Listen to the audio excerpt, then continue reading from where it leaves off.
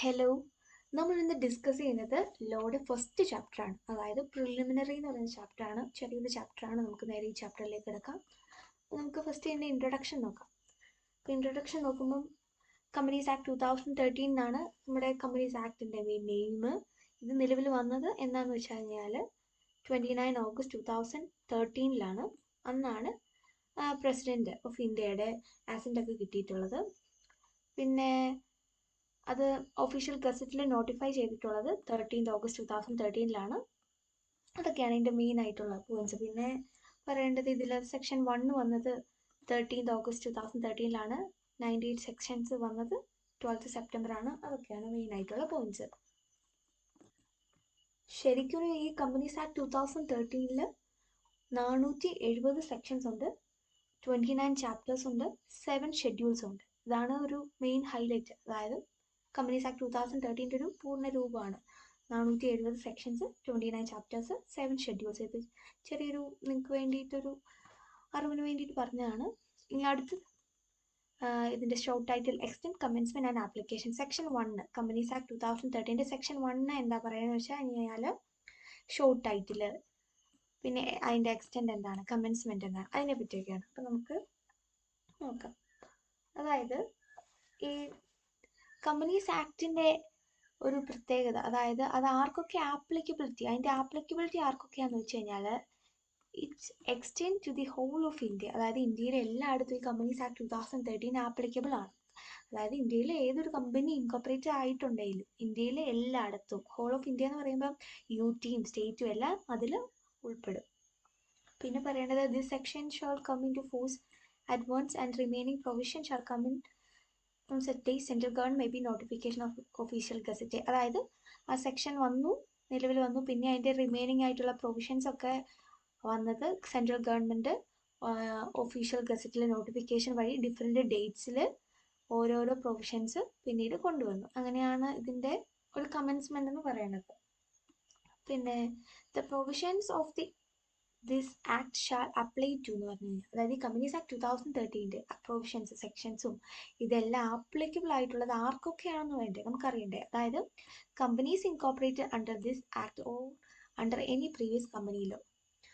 അതായത് ഈ ഒരു കമ്പനീസ് ആക്ട് 2013 എന്ന് പറയുന്ന ആക്ട് ആപ്ലിക്കബിൾ ആയിട്ടുള്ളത് ആർക്കൊക്കെയാണെന്ന് വെച്ച് കഴിഞ്ഞാൽ കമ്പനീസ് ആക്ട് 2013 കീഴിൽ ഇൻകോപ്പറേറ്റ് ചെയ്തിട്ടുള്ള കമ്പനികളും, അതുപോലെ തന്നെ ഈ 2013 മുന്നേ ഒരു കമ്പനീസ് ആക്ട് ഉണ്ടായിരുന്നല്ലോ, 1956 എന്നായിരുന്നു ആക്ടിൻ്റെ പേര്. അപ്പം അതിൽ ഇൻകോപ്പറേറ്റ് ചെയ്തിട്ടുള്ള കമ്പനികളുമെല്ലാം, ഇതിന് മുന്നേ ഏതെങ്കിലും കമ്പനികളുണ്ടെങ്കിൽ അവരും ഈ ആക്ടിൻ്റെ കീഴിൽ വരും. ഒരു എക്സാമ്പിൾ ഇവിടെ കൊടുത്തിട്ടുണ്ട്. ഇത് ABC ലിമിറ്റഡ് ഇൻകോപ്പറേറ്റ് ചെയ്തിട്ടുള്ളത് 1972 അതായത് എന്താ 2013 എന്ന് പറയുന്ന പുതിയ ആക്ടിന് മുന്നെയാണ് അത് ഉണ്ടായത്. അപ്പോൾ ഏതായാലും ഈ കമ്പനിക്ക് ABC ലിമിറ്റഡ് എന്ന് പറയുന്ന കമ്പനി 1956 ആക്ടിൻ്റെ കീഴിലാണ്, കമ്പനീസ് ആക്ട് 1956 കീഴിലാണ് ഇൻകോപ്പറേറ്റ് ആയിട്ടുള്ളത്. അപ്പം ആ കമ്പനിയും ഇപ്പോൾ ഈ കമ്പനീസ് ആക്ട് 2013 കീഴിൽ വരും. ഇപ്പം 1956 ഇല്ലല്ലോ, അപ്പം 2013 എന്ന് പറയുന്ന ലോയുടെ മുമ്പും ക്രിയേറ്റ് ചെയ്തിട്ടുള്ള കമ്പനീസും ഈ ലോയുടെ കീഴിൽ വരും. അതാണ് ഇതിൽ പറയണത്. ഇനി പിന്നെ പറയണത് ആർക്കൊക്കെ ആപ്ലിക്കബിൾ ആവും. Insurance companies. ഈ ഇൻഷുറൻസ് കമ്പനീസിൻ്റെ ഒക്കെ പ്രത്യേകത എന്ന് പറഞ്ഞു കഴിഞ്ഞാൽ ഇൻഷുറൻസ് കമ്പനീസിനെയൊക്കെ ഗൈഡ് ചെയ്യാനായിട്ട് ഇത് സ്പെഷ്യലായിട്ട് അവർക്ക് തന്നെ ഒരു ആക്ട് ഉണ്ട്. അതായത് IRDA ആക്ട് എന്നാണ് പറയുന്നത്, insurance regulatory development authority act. Already insurance കമ്പനീസിനെയൊക്കെ ഗൈഡ് ചെയ്യാനായിട്ട് ഓൾറെഡി സ്പെഷ്യൽ ആക്ട് ഉണ്ട്, അതായത് ഇൻഷുറൻസ് റെഗുലേറ്ററി ആക്ട് പോലെ. അപ്പം ഈ ഇൻഷുറൻസ് കമ്പനികൾക്കും ഈ കമ്പനീസ് ആക്ട് 2013 ആപ്ലിക്കബിൾ ആണ്. പിന്നെ ഒരു സ്പെഷ്യൽ കേസ് പറയേണ്ടത് എന്താണെന്ന് വെച്ച് കഴിഞ്ഞാൽ ഈ ഇൻഷുറൻസ് കമ്പനീസിന് ഇപ്പം IRDA ആക്ട് നോക്കണം, കമ്പനീസ് ആക്റ്റും ആപ്ലിക്കബിൾ ആണല്ലോ. അപ്പം എന്തെങ്കിലും കാര്യത്തിൽ ഈ രണ്ട് ആക്ടും തമ്മിൽ എന്തെങ്കിലും ഒരു ഇൻകൺസിസ്റ്റൻസി വന്നു കഴിഞ്ഞിട്ടുണ്ടെങ്കിൽ ഇൻഷുറൻസ് കമ്പനീസ് ആര് പറയുന്നതാണ് നോക്കേണ്ടതെന്ന് വെച്ച് കഴിഞ്ഞാൽ ഇവരുടെ തന്നെ ആക്ട് IRDA ആക്ട് പറയുന്നതാണ് നോക്കേണ്ടത്, കമ്പനീസ് ആക്ട് അല്ല. അല്ലാത്ത കേസിൽ ഇൻകൺസിസ്റ്റൻസി ഒന്നുമില്ല, അതിന് പ്രശ്നമൊന്നുമില്ല, എല്ലാം ഭയങ്കര കറക്റ്റായിട്ടാണെങ്കിൽ കമ്പനീസ് ആക്ട് ആപ്ലിക്കബിൾ ആണ്. പിന്നെ പറയുന്നത് ബാങ്കിങ് കമ്പനീസിൻ്റെ കാര്യമാണ്. ബാങ്കിങ് കമ്പനീസും കമ്പനീസ് ആക്ടിൻ്റെ കീഴിൽ തന്നെ ഉള്ളതാണ്. പിന്നെ പ്രത്യേകത എന്ന് പറഞ്ഞു കഴിഞ്ഞാൽ ബാങ്കിങ് കമ്പനികളെയൊക്കെ നോക്കാനായിട്ട് ബാങ്കിങ് റെഗുലേഷൻ ആക്ട് 1949 എന്ന് പറയുന്ന ഓൾറെഡി ഒരു ആക്ട് ഉണ്ട്.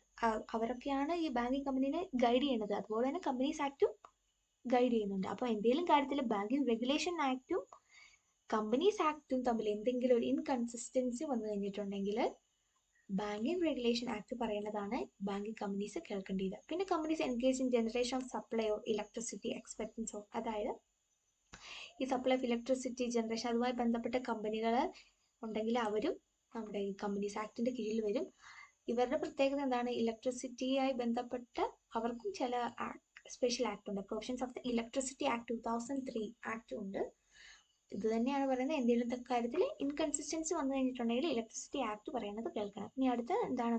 Any other company governed by any special act for the time being in force except for set problem. ഇനി ഏതെങ്കിലും കമ്പനികൾ അവരെ തന്നെ നിയന്ത്രിക്കാൻ പ്രത്യേകിച്ച് ഒരു സ്പെഷ്യൽ ആക്ട് ഉണ്ടെങ്കിൽ അവരും ഇതിൻ്റെ കീഴിൽ വരും. പിന്നെ എന്തെങ്കിലും കാര്യത്തിൽ ഇൻകൺസിസ്റ്റൻസി വന്നു കഴിഞ്ഞിട്ടുണ്ടെങ്കിൽ കമ്പനി ഈ സ്പെഷ്യൽ ആക്ട് പറയുന്നത് കേൾക്കണം. പിന്നെ such body corporate incorporated by any act for time being in force as central government may be notification specified in this behalf. അതായത് ഇനി ഇതിലൊന്നും പറയാത്ത വേറെ ഏതെങ്കിലും ബോഡി കോർപ്പറേറ്റ് ഏതെങ്കിലും ആക്ടിൻ്റെ കീഴിൽ വന്നിട്ടുണ്ടെങ്കിൽ അവരെയും സെൻട്രൽ ഗവൺമെൻറ് നോട്ടിഫിക്കേഷൻ വഴി അവരെയും വേണമെങ്കിൽ ഈ ഒരു ഇതിൻ്റെ കാര്യത്തിൽ ഉൾപ്പെടുത്താം എന്നാണ് പറയുന്നത്. അതായത് ഏതെങ്കിലും ബോഡി കോർപ്പറേറ്റ് മറ്റേതെങ്കിലും ഈ പറയാത്ത ഏതെങ്കിലും ആക്ടിൻ്റെ കീഴിൽ ഇൻകോർപ്പറേറ്റ് ആയിട്ടുണ്ടെങ്കിൽ അവരെയും വേണമെങ്കിൽ സെൻട്രൽ ഗവൺമെൻറ്റിന് നോട്ടിഫിക്കേഷൻ ഇറക്കി അവരെയും ഇതിലേക്ക് ഉൾപ്പെടുത്താം എന്നാണ് പറയണത്. അത്രയാണ് ഇതിൻ്റെ ഒരു. അപ്പോൾ ഇത്രയും ആൾക്കാർക്ക് കമ്പനീസ് ആക്ട് 2013 ആപ്ലിക്കബിലിറ്റി വരും. ഇതാണ് മുമ്പ് ഞാൻ പറഞ്ഞത്, എന്തെങ്കിലും കാര്യത്തിൽ ഈ ആക്ടുകൾ തമ്മിൽ എന്തെങ്കിലും ഒരു ഇൻകൺസിസ്റ്റൻസി വന്നു കഴിഞ്ഞിട്ടുണ്ടെങ്കിൽ അവരുടെ തന്നെ ആയിട്ടുള്ള ആക്ട് വേണം നോക്കാനായിട്ട്. പിന്നെ ടൈറ്റിൽ, അതായത് സെക്ഷൻ 1 എന്ന് പറയുന്നത് മെയിൻ ടൈറ്റിൽ എന്ന് പറഞ്ഞത് കമ്പനീസ് ആക്ട് 2013 ആണ്. ഈ ടൈറ്റിൽ എക്സ്റ്റെൻഡ് എന്ന് പറഞ്ഞു കഴിഞ്ഞാൽ ഹോൾ ഓഫ് ഇന്ത്യ മൊത്തം ആപ്ലിക്കബിൾ ആണ്. പിന്നെ കമൻസ്മെൻറ്റ് എന്നാണ് വന്നത് ആ കാര്യങ്ങൾ. പിന്നെ ആപ്ലിക്കേഷൻ ആർക്കൊക്കെ? കമ്പനീസിന് വരും, ഇൻഷുറൻസ് കമ്പനീസിന് വരും, ബാങ്കിങ് കമ്പനീസിന് വരും, companies engaged in electricity supplying, പിന്നെ എന്താ കമ്പനി റെഗുലേറ്റഡ് ബൈ ഏതെങ്കിലും special act, entities as notified by central government. അതാണ്. ഇനി അടുത്താണ് ഡെഫിനിഷൻ. സെക്ഷൻ 2 സെക്ഷൻ 1 കഴിഞ്ഞു. ഇനി സെക്ഷൻ 2 ഫുൾ പറയുന്നത് ഡെഫിനീഷൻസിനെ പറ്റിയാണ്. ഓരോ പ്രത്യേക ഡെഫിനീഷൻസിനെ പറ്റിയാണ് സെക്ഷൻ 2 പറയുന്നത്. അപ്പോൾ നമുക്ക് അതിൽ ഇമ്പോർട്ടൻ്റ് നോക്കാം. അതിൻ്റെ ഫസ്റ്റ് ഡെഫിനേഷനാണ് അബ്രിഡ്ജ്ഡ് പ്രോസ്പെക്ടസ് എന്ന് പറയും. ഈ അബ്രിഡ്ജ്ഡ് പ്രോസ്പെക്ടസ് ശരിക്കും സെക്ഷൻ 33 മെയിൻലി പറയണത്. അപ്പം ഇതെന്ന് പറഞ്ഞു കഴിഞ്ഞിട്ടുണ്ടെങ്കിൽ ഒരു പ്രോസ്പെക്ടസിൻ്റെ തന്നെ ഇതൊരു മെമ്മോറാണ്ടം ആണ്. Means A memorandum containing such salient features of a prospectus. അതായത് ഒരു പ്രോസ്പെക്ടസിൻ്റെ തന്നെ, പ്രോസ്പെക്ടസ് എന്ന് പറഞ്ഞു കഴിഞ്ഞാൽ എന്താ നമുക്കറിയാം. ഇപ്പം പ്രോസ്പെക്ടസിൻ്റെ തന്നെ ഒരു സാലിയൻറ്റ് ഫീച്ചേഴ്സ് അടങ്ങിയിട്ടുള്ള ഒരു മെമ്മോറാണ്ടത്തിനെയാണ് അബ്രിഡ്ജ്ഡ് പ്രോസ്പെക്ടസ് എന്ന് പറയുന്നത്. അതായത് ഒരു പ്രോസ്പെക്ടസിൻ്റെ തന്നെ സാലിയൻറ്റ് ഫീച്ചേഴ്സ് ഉണ്ട്, അതുപോലെ തന്നെ ഒരു സമ്മറൈസ്ഡ് ഫോം നമുക്കിതിനെ പറയാൻ പറ്റും. അപ്പോൾ മെയിൻ അതാണ്. ഇപ്പോൾ ഒരു അബ്രിഡ്ജ്ഡ് പ്രോസ്പെക്ടസ് എന്ന് പറഞ്ഞു കഴിഞ്ഞാൽ പ്രോസ്പെക്ടസിൻ്റെ തന്നെ സമ്മറൈസ്ഡ് ഫോമാണ്. And also it has salient features of a prospectus. അതൊക്കെയാണ്. പിന്നെ as may be specified by the SEBI specify ചെയ്തിട്ടുള്ളത് പോലെ ആയിരിക്കണം.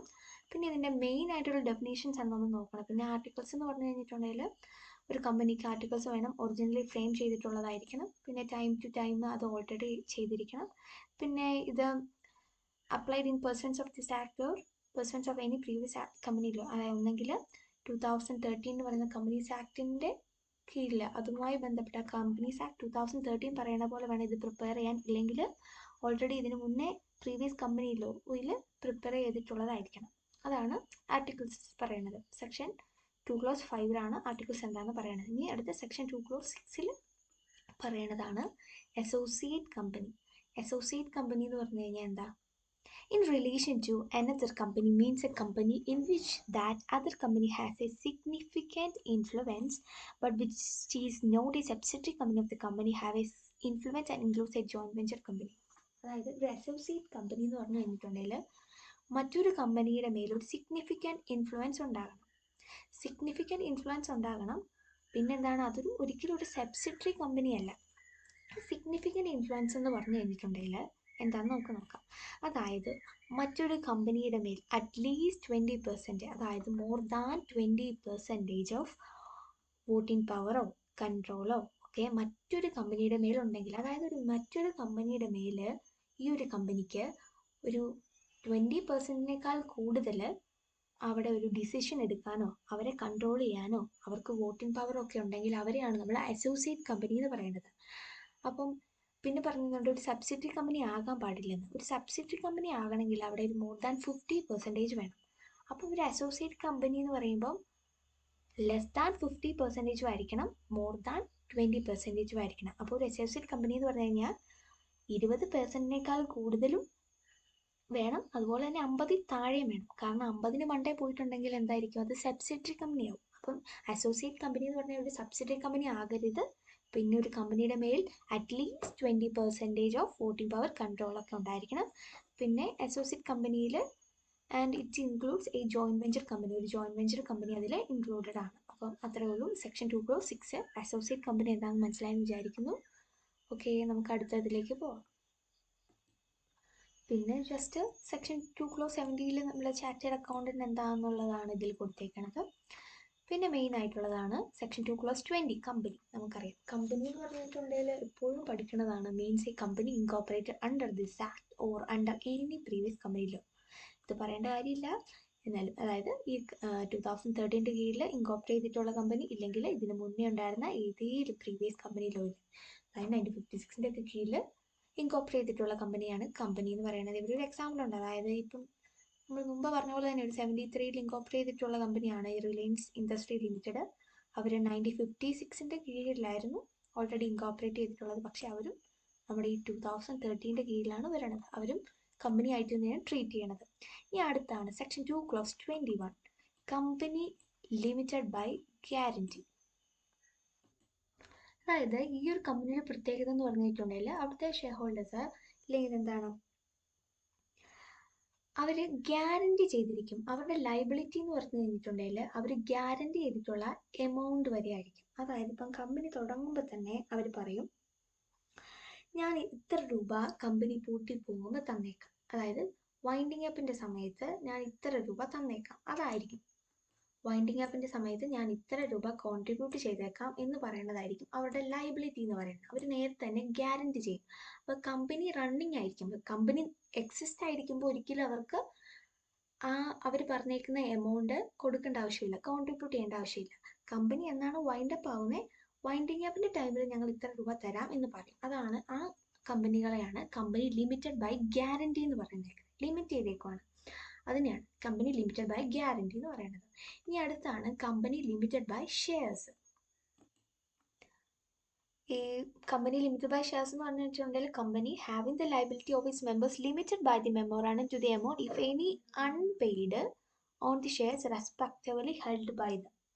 അതായത് ഇവർക്ക് അൺപെയ്ഡ് ആയിട്ട് ഏതെങ്കിലും കിടപ്പുണ്ടെങ്കിൽ അത്രയും വരെ ആയിരിക്കും ഇവരുടെ ലയബിലിറ്റി എന്ന് പറയുന്നത്. ഇപ്പോൾ ഒരു എക്സാമ്പിൾ പറഞ്ഞിട്ടുണ്ടെങ്കിൽ ഒരു ഷെയർ അതിനിപ്പം 10 രൂപയാണ് ഫേസ് വാല്യൂ എങ്കിൽ അവർ 8 രൂപ അത് അടച്ചു, അവർ പെയ്ഡപ്പ് ചെയ്തു. അപ്പോൾ ഇനി മിച്ചമുള്ളത് എത്ര, ബാലൻസ് 2 രൂപയാണ്, അത് അൺപെയ്ഡ് ആയിട്ട് കിടപ്പുണ്ട്. അപ്പം ഈ അടയ്ക്കാതെ അൺപെയ്ഡ് ആയിട്ട് കിടക്കണ ഈ എമൗണ്ട് അടയ്ക്കേണ്ടത് അവരടയ്ക്കണം. അത്രയും വരെ ആയിരിക്കും അവരുടെ ലയബിലിറ്റി എന്ന് പറയുന്നത്. ഒന്നെങ്കിൽ ഇത് തിരിച്ച് റീപേ ചെയ്യേണ്ടത് ഒന്നെങ്കിൽ കമ്പനിയുടെ ബൈൻഡിങ് അപ്പിൻ്റെ ടൈമിൽ, ഇല്ലെങ്കിൽ കമ്പനി എക്സിസ്റ്റൻസ്, കമ്പനി റണ്ണിങ്ങിലായിരിക്കുമ്പോൾ തന്നെ കമ്പനിക്ക് ആവശ്യം വരുവാണെങ്കിൽ അൺപെയ്ഡ് എമൗണ്ട് വരെ ആയിരിക്കും അവരുടെ ലയബിലിറ്റി എന്ന് പറയുന്നത്. അവരാണ് കമ്പനി ലിമിറ്റഡ് ബൈ ഷെയർസ് എന്ന് പറയുന്നത്.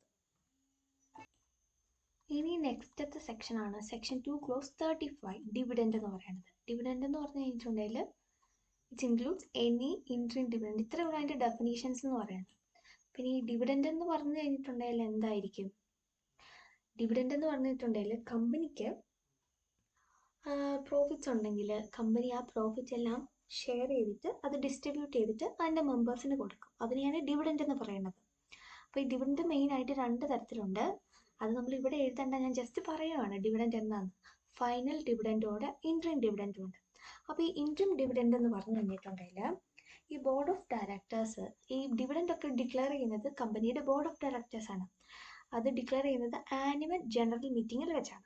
അപ്പോൾ ഈ ഇൻട്രീം ഡിവിഡൻഡ് ഡിക്ലെയർ ചെയ്യുന്നത് ഈ board of directors 2 annual general മീറ്റിങ്ങിൻ്റെ ഇടയിൽ വെച്ചാണ്. ബിറ്റ്വീൻ 2 ആനുവൽ ജനറൽ മീറ്റിങ്ങിൻ്റെ ഇടയിൽ വെച്ചിട്ടാണ് ഡിവിഡൻഡ് ഡിക്ലെയർ ചെയ്യുന്നതെങ്കിൽ അതിനെയാണ് ഇൻട്രീം ഡിവിഡൻഡ് എന്ന് പറയുന്നത്.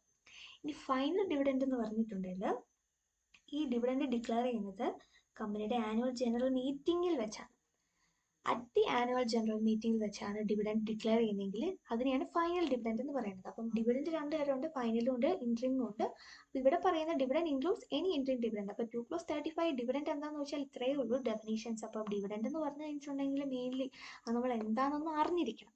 കമ്പനിയുടെ പ്രോഫിറ്റ് ആ കമ്പനിയുടെ മെമ്പേഴ്സിന് ഡിസ്ട്രിബ്യൂട്ട് ചെയ്ത് കൊടുക്കുന്നതിനെയാണ് ഡിവിഡൻഡ് എന്ന് പറയുന്നത്. പിന്നെ ഇവിടെ സെക്ഷൻ 2(13) ഡിബഞ്ചേഴ്സ് ഉണ്ട്. ഈ ഡിവിഡൻഡിൻ്റെ ഒക്കെ നമുക്ക് പഠിക്കാൻ വേറെ ഡീറ്റെയിൽ ആയിട്ടൊരു ചാപ്റ്റർ ഉണ്ട്, ഇനി വരാൻ പോകുന്നുണ്ട്. പിന്നെ ഡിബഞ്ചറിനെ പറ്റി പറഞ്ഞ സെക്ഷൻ 2(13) ഡിബഞ്ചർ എന്ന് പറഞ്ഞിട്ടുണ്ടെങ്കിൽ അതിൽ debenture stock, bond, other instrument of company, evidence, ഡെപ്റ്റ്, ഇതെല്ലാം ഇതിൽ ഇൻക്ലൂഡഡ് ആണ്. ബോണ്ട്, ഡിബഞ്ചർ സ്റ്റോക്ക് ഒക്കെ. മെയിൻലി ഡിബഞ്ചർ എന്ന് പറഞ്ഞാൽ കടപ്പത്രം. അതായത് കമ്പനിക്ക് എന്തെങ്കിലും കാര്യത്തിൽ കാശിൻ്റെ ആവശ്യം വരും. അപ്പം കമ്പനി പുറത്തുനിന്ന് ഒരാളുടെ കയ്യിൽ നിന്ന് കടം വാങ്ങും, കാശ് വാങ്ങും. അപ്പം കമ്പനി തിരിച്ച് ഇവർക്ക് ഇൻട്രസ്റ്റ് ഒക്കെ പേ ചെയ്യണം. അപ്പം ഇങ്ങനെ ഈ കടം കൊടുത്തവർ, കമ്പനിക്ക് കടം കൊടുത്തിട്ടുള്ളവർ ഒന്നെങ്കിൽ കമ്പനിയുടെ അസറ്റിൻ്റെ മേലൊരു ചാർജ് വെക്കും. അതായത് ഒരു ഈട് പോലെ കമ്പനിയുടെ ചാർജിൻ്റെ മേൽ അപ്പോൾ അവർക്കൊരു റൈറ്റ് ഉണ്ടായിരിക്കും. അപ്പം ഡിബഞ്ചർ എന്ന് വെച്ചിട്ടുണ്ടെങ്കിൽ കടപ്പത്രം, അത് 2(13) മെയിൻലി പറയുന്നത്. പിന്നെ സെക്ഷൻ 2(35) നമ്മൾ കണ്ടു ഇപ്പം ഡിവിഡൻഡ് എന്താണെന്ന്. പിന്നെ സെക്ഷൻ 2(36) ഡോക്യുമെൻ്റ് എന്നാണ്. ഡോക്യുമെൻ്റ് എന്ന് പറഞ്ഞിട്ടുണ്ടെങ്കിൽ സമൻസ്, നോട്ടീസസ് ആകാം, ഓർഡർ ആകാം, ഡിക്ലറേഷൻസ് ആകാം, രജിസ്റ്റേർഡ് ആകാം, അതൊക്കെയാണ്. പിന്നെന്താണ്, ഇതൊരു ഒന്നെങ്കിൽ മെയിൻറ്റെയിൻ ഓൺ പേപ്പറോ ഒന്നെങ്കിൽ ഡോക്യുമെൻറ്റ്സ് നമുക്ക് പേപ്പറിൽ മെയിൻറ്റെയിൻ ചെയ്യാം, ഇല്ലെങ്കിൽ ഇലക്ട്രോണിക് ഫോമിലൊക്കെ യൂസ് ചെയ്യാം.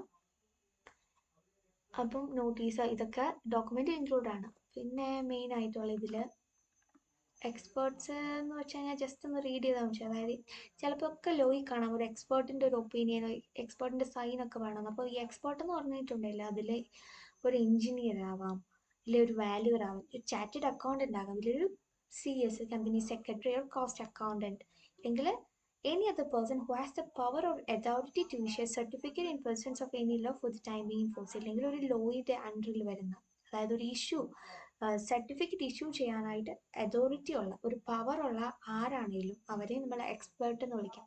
അതിപ്പം ചാർട്ടേഡ് അക്കൗണ്ടൻ്റ് ആകണമെന്നില്ല, ഒരു CSO, വാല്യൂറോ, എഞ്ചിനീയറിംഗ് ഒക്കെ ആകാം ചാൻസ് ഉണ്ട്. പിന്നെ ഒരു ഫിനാൻഷ്യൽ സ്റ്റേറ്റ്മെൻറ്റ്, ഒരു കമ്പനിക്ക് ഒരു ഫിനാൻഷ്യൽ സ്റ്റേറ്റ്മെൻറ്റ് വേണം. അപ്പോൾ ഫിനാൻഷ്യൽ സ്റ്റേറ്റ്മെൻറ്റിൽ ഇൻക്ലൂഡ്സ് എന്തൊക്കെ കാര്യങ്ങൾ ഇൻക്ലൂഡ് ചെയ്യും? ഒരു ബാലൻസ് ഷീറ്റ് വേണം.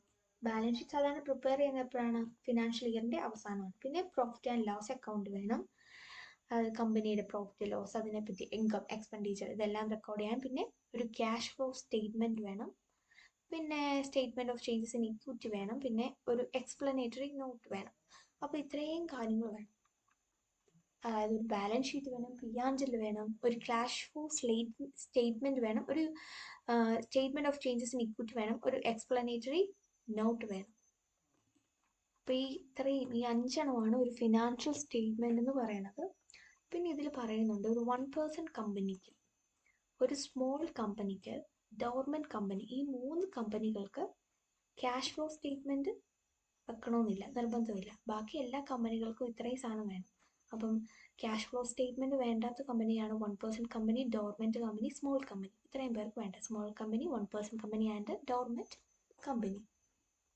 പിന്നെ ഇതിൽ സ്റ്റാർട്ടപ്പ് എന്ന് പറഞ്ഞു കഴിഞ്ഞാൽ എന്താണ്? സ്റ്റാർട്ടപ്പ് കമ്പനി എന്ന് പറഞ്ഞു കഴിഞ്ഞാൽ എന്താണെന്ന് ജസ്റ്റ് ഒന്ന് റീഡ് ചെയ്ത് വെക്കുക. ഒരു private company incorporate under the companies act 2013 or Companies Act 1956 as recognized as startup in accordance with the notification issued by the Department of Industry Policy and just ഒന്ന് read ചെയ്ത് വെക്കുക. ഇനി അടുത്താണ് section 2(41) financial year. Financial year എന്ന് പറഞ്ഞിട്ടുണ്ടെങ്കിൽ ഇവിടെ പറയുന്നത് ഒരു കമ്പനിയുടെ ഇല്ലെങ്കിൽ ഒരു ബോഡി കോർപ്പറേറ്റിൻ്റെ ഫിനാൻഷ്യൽ ഇയർ എന്ന് പറയുന്നത്. ബോഡി കോർപ്പറേറ്റ് എന്ന് പറഞ്ഞിട്ടുണ്ടെങ്കിൽ പ്രത്യേകിച്ചൊരു സെക്ഷൻ ഉണ്ട്. അതായത് company incorporate in India or outside India, LLP in India or outside India എന്ന് പറയുന്ന ഒരു ഡെഫിനിഷൻസ് ഉണ്ട്. What is body corporate? അപ്പം ഒരു ബോഡി കോർപ്പറേറ്റിനോ ഒരു കമ്പനിക്കോ ഒരു ഫിനാൻഷ്യൽ ഇയർ എന്ന് പറഞ്ഞിട്ടുണ്ടെങ്കിൽ അത് എൻഡ് ചെയ്തത് 31 മാർച്ച് എവരി ഇയർ, എല്ലാ വർഷവും 31 മാർച്ചിനാണ് അവസാനിക്കുന്നത്. അപ്പം തുടങ്ങുന്നത് April 1 തൊട്ട് 31 മാർച്ച് വരെയാണ്. അപ്പോൾ ഇവിടെ ഇന്ത്യൻ്റെ കേസാണ് പറയുന്നത്. അപ്പം ഒരു company after first day of January, അതായത് ജാനുവരി 1 ശേഷം ഒരു കമ്പനി ഇൻകോർപ്പറേറ്റ് ചെയ്തിട്ടുണ്ടെങ്കിൽ അവരുടെ എൻഡ് എന്ന് പറയുന്നത് 31 മാർച്ച് വന്നു കഴിഞ്ഞിട്ടുണ്ടെങ്കിൽ എത്ര മാസം വരും? ആകെ 3 മാസമല്ലേ വരുള്ളൂ. അങ്ങനെ വരുന്ന കേസിൽ 1 ജനുവരി 1 ശേഷം ഒരു കമ്പനി ഇൻകോർപ്പറേറ്റ് ചെയ്തിട്ടുണ്ടെങ്കിൽ അവരുടെ എൻഡിങ് എന്ന് പറയുന്നത് 31st ഡേ ഓഫ് മാർച്ച് തന്നെ ഓഫ് നെക്സ്റ്റ് ഇയർ, ഇനി വരാൻ പോകുന്ന ഇയർ. ഒരു എക്സാമ്പിൾ പറയുകയാണെങ്കിൽ ഇപ്പം ജാനുവരി 1 2023 ഒരു കമ്പനി തുടങ്ങി. അപ്പോൾ ആ കമ്പനിയുടെ എൻഡിങ് എന്ന് പറയുന്നത് 31st മാർച്ച് 2024 ഓക്കെ. 23 ജാനുവരി തുടങ്ങിയതാണെങ്കിൽ 24 മാർച്ചിലായിരിക്കും. അല്ലാതെ സാധാ കേസസിലൊക്കെ എന്താണ്, ഇപ്പം ഡിസംബറിൽ ഒരു കമ്പനി തുടങ്ങി, ഡിസംബർ 31st ഒരു കമ്പനി തുടങ്ങി, ഡിസംബർ 31st 2023 ഒരു കമ്പനി തുടങ്ങിയിട്ടുണ്ടെങ്കിൽ അവരുടെ എൻഡ് എന്നായിരിക്കും 31st മാർച്ച് 2024 തന്നെയായിരിക്കും. പക്ഷേ 2024 ജാനുവരി 1 ഒരു കമ്പനി തുടങ്ങിയിട്ടുണ്ടെങ്കിൽ അവരുടെ എൻഡ് എന്ന് പറയുന്നത് 2025 31st മാർച്ചിലായിരിക്കും. അപ്പോൾ അതാണ് ഫിനാൻഷ്യൽ ഇയർ എന്ന് പറയുന്നത്. പിന്നെ next section 245 government company means a company in which not less than 51% of the paid up share capital is held by the central government or by the state government or governments or partially by the central government or partially by one or more state government and includes a company which is subsidiary of the said government company. അതായത് ഒരു government company എന്ന് പറഞ്ഞിട്ടുണ്ടെങ്കിൽ more than 51% shares paid up share hold ചെയ്തേക്കുന്നത് central ഗവൺമെൻറ്റോ ഇല്ലെങ്കിൽ state ഗവൺമെൻറ്റ്സോ അല്ലെങ്കിൽ partially central ഗവൺമെൻറ്റോ ഒന്നോ അതിലധികമോ ഉള്ള സ്റ്റേറ്റ് ഗവൺമെൻറ്റ്സോ ഇല്ലെങ്കിൽ ഒരു ഗവൺമെൻറ് കമ്പനിയുടെ സബ്സിഡിയറിയോ മറ്റൊരു കമ്പനിയിൽ 51%-ക്കാളും കൂടുതൽ, 50 എന്ന് പറയുന്നത് ഹാഫ് ആണല്ലോ, അപ്പോൾ മോർ ദാൻ ഹാഫ്, അതായത് നോട്ട് ലെസ് ദാൻ 51 എന്ന് പറഞ്ഞിട്ടുണ്ടെങ്കിൽ എന്താ അതിനർത്ഥം 51 കുറയാത്ത, അതായത് മോർ ദാൻ 51% വേണം ഹോൾഡ് ചെയ്തിരിക്കാൻ. അങ്ങനെ ഒരു കമ്പനീനെ ഹോൾഡ് 51% ഗവൺമെൻറ്, സെൻട്രൽ ഗവൺമെൻറ്റോ സ്റ്റേറ്റ് ഗവൺമെൻറ്റോ ഒക്കെ ഹോൾഡ് ചെയ്തിട്ടുണ്ടെങ്കിൽ അവരെയാണ് ഗവൺമെൻറ് കമ്പനി എന്ന് പറയുന്നത്. അപ്പോൾ ഇത് ഇത്രയും നോക്കണം. അപ്പം മീൻസ് ഇപ്പോൾ first sentence means a company in which not less than 51% of paid up share capital, അതൊരു സെൻറ്റൻസ്. പിന്നത്തെ സെൻറ്റൻസ് ആയിട്ട് നമ്മൾ ഇതിനെ ഡിവൈഡ് ചെയ്യണം. By held by central government ഒന്ന്, രണ്ടാമത്തെ എന്താണ് by any state government or governments. അപ്പോൾ ആദ്യം നമ്മൾ സെൻട്രൽ ഗവൺമെൻറ്റിൻ്റെ കാര്യം പറഞ്ഞു. അപ്പോൾ സെൻട്രൽ ഗവൺമെൻറ്റോ ഇല്ലെങ്കിൽ ഓർ സ്റ്റേറ്റ് ഗവൺമെൻറ്റ്സോ ഇല്ലെങ്കിൽ ഗവൺമെൻറ്റ്സോ. അപ്പോൾ അടുത്ത സെൻറ്റൻസ് ഇവിടം വരെ. അടുത്ത സെൻറ്റൻസ് അടുത്ത പഠിക്കാൻ എളുപ്പത്തിലാണ്. ഓർ ഇല്ലെങ്കിൽ, or partially by the central government. ആദ്യം പറഞ്ഞ സെൻട്രൽ ഗവൺമെൻറ് പാർഷ്യലി നമ്മൾ ഇട്ടു. പിന്നെ and partially by one or more state governments കാര്യം പറഞ്ഞു. അടുത്ത sentence and includes a company which is a subsidiary of such a government company. അപ്പം ഈ ഗവൺമെൻറ് കമ്പനി പഠിക്കാൻ എളുപ്പത്തിന് ഇത്ര കൊടുത്താൽ മതി. ഫസ്റ്റ് സെൻറ്റൻസ് നമ്മൾ എഴുതി സെക്ഷൻ 245 ഗവൺമെൻറ് കമ്പനി എന്ന് പറഞ്ഞിട്ടുണ്ടെങ്കിൽ which not less than 51% of paid up share capital. ഇനി അടുത്ത സെൻറ്റൻസ് രണ്ടാമത്തെ sentence is held by the central government. അടുത്ത sentence or by state governments or government or partially by central government or partially by one or more state governments and includes a company which is a subsidiary of a government company. ഏതെങ്കിലും government കമ്പനിയുടെ subsidiary ആയിട്ടുണ്ടല്ലോ അവരെയാണ് government company എന്ന് പറഞ്ഞിട്ടുള്ളത്. അപ്പം ഇപ്പം ഇനി ഒരു example പറയുകയാണെങ്കിൽ എ എന്ന് പറഞ്ഞിട്ടുള്ളൊരു ഗവൺമെൻറ് കമ്പനി ബി എന്ന് പറഞ്ഞിട്ടുള്ള ഒരു കമ്പനീനെ 51% ഹോൾഡ് ചെയ്തിട്ടുണ്ട്. അപ്പോൾ ബി എന്ന് പറയുന്നത് എന്താണ്, ഒരു പ്രൈവറ്റ് കമ്പനി ആണെങ്കിൽ അവരെ ഹോൾഡ് ചെയ്തിട്ടുണ്ട്. അപ്പോൾ അങ്ങനെ വന്ന കേസിൽ ബി എന്ന് പറയുന്നതും എന്തായിരിക്കും, ഗവൺമെൻറ് കമ്പനി ആയിട്ട് തന്നെയാണ് ട്രീറ്റ് ചെയ്യണത്. ഇതിപ്പം ആക്ച്വലി ബി എന്ന് പറയുന്നത് ഒരു പ്രൈവറ്റ് കമ്പനി ആണെങ്കിലും holded by a government company, so it's also treated as a government company. പിന്നെ ഇതിനൊരു എക്സാമ്പിൾ ഇവിടെ കൊടുത്തിട്ടുണ്ട്, ജസ്റ്റ് അതുകൂടി നോക്കാം. അതായത് എക്സ് എന്ന് പറയുന്നത് ഒരു കമ്പനിയാണ്, ലിമിറ്റഡ് കമ്പനിയാണ്. Is a company which 25% of share holders held by central government. അതായത് ഈ എക്സ് ലിമിറ്റഡിൽ സെൻട്രൽ ഗവൺമെൻറ്റിന് ഒരു 25% ഉണ്ട്, പിന്നെ ഒരു 10% മഹാരാഷ്ട്ര ഗവൺമെൻറ്റിൻ്റെ കയ്യിലുണ്ട്, സ്റ്റേറ്റ് ഗവൺമെൻറ്റിൻ്റെ കയ്യിലുണ്ട്, പിന്നെ ഒരു 50% share holdings held by central government and government of Rajasthan. നമ്മൾ പഠിച്ച ആദ്യത്തെ കേസ് കണ്ടില്ലേ, ഇതിൻ്റെ സെൻറ്റൻസിൽ ഫസ്റ്റത്തെ സെൻറ്റൻസ് എന്തായിരുന്നു, സെൻട്രൽ ഗവൺമെൻറ് ഹെൽഡ് ചെയ്തു, 25% സെൻട്രൽ ഗവൺമെൻറ് ഹെൽഡ് ചെയ്തു, പിന്നെ സ്റ്റേറ്റ് ഗവൺമെൻറ് ഒരു 10, പിന്നെ പാർഷ്യലി സെൻട്രൽ ഓർ സ്റ്റേറ്റ് എന്ന് പറയുന്ന പോലെ ഇവിടെ പാർഷ്യലി എത്രയായിരുന്നു 50% സെൻട്രൽ ഗവൺമെൻറ്റും ഗവൺമെൻറ് ഓഫ് രാജസ്ഥാനും കൂടി ചേർത്ത് ചെയ്തു. അപ്പം ടോട്ടലി നമുക്ക് നോക്കാം. അപ്പോൾ ഇവിടെ പറയുന്നത് എത്രയാണ്?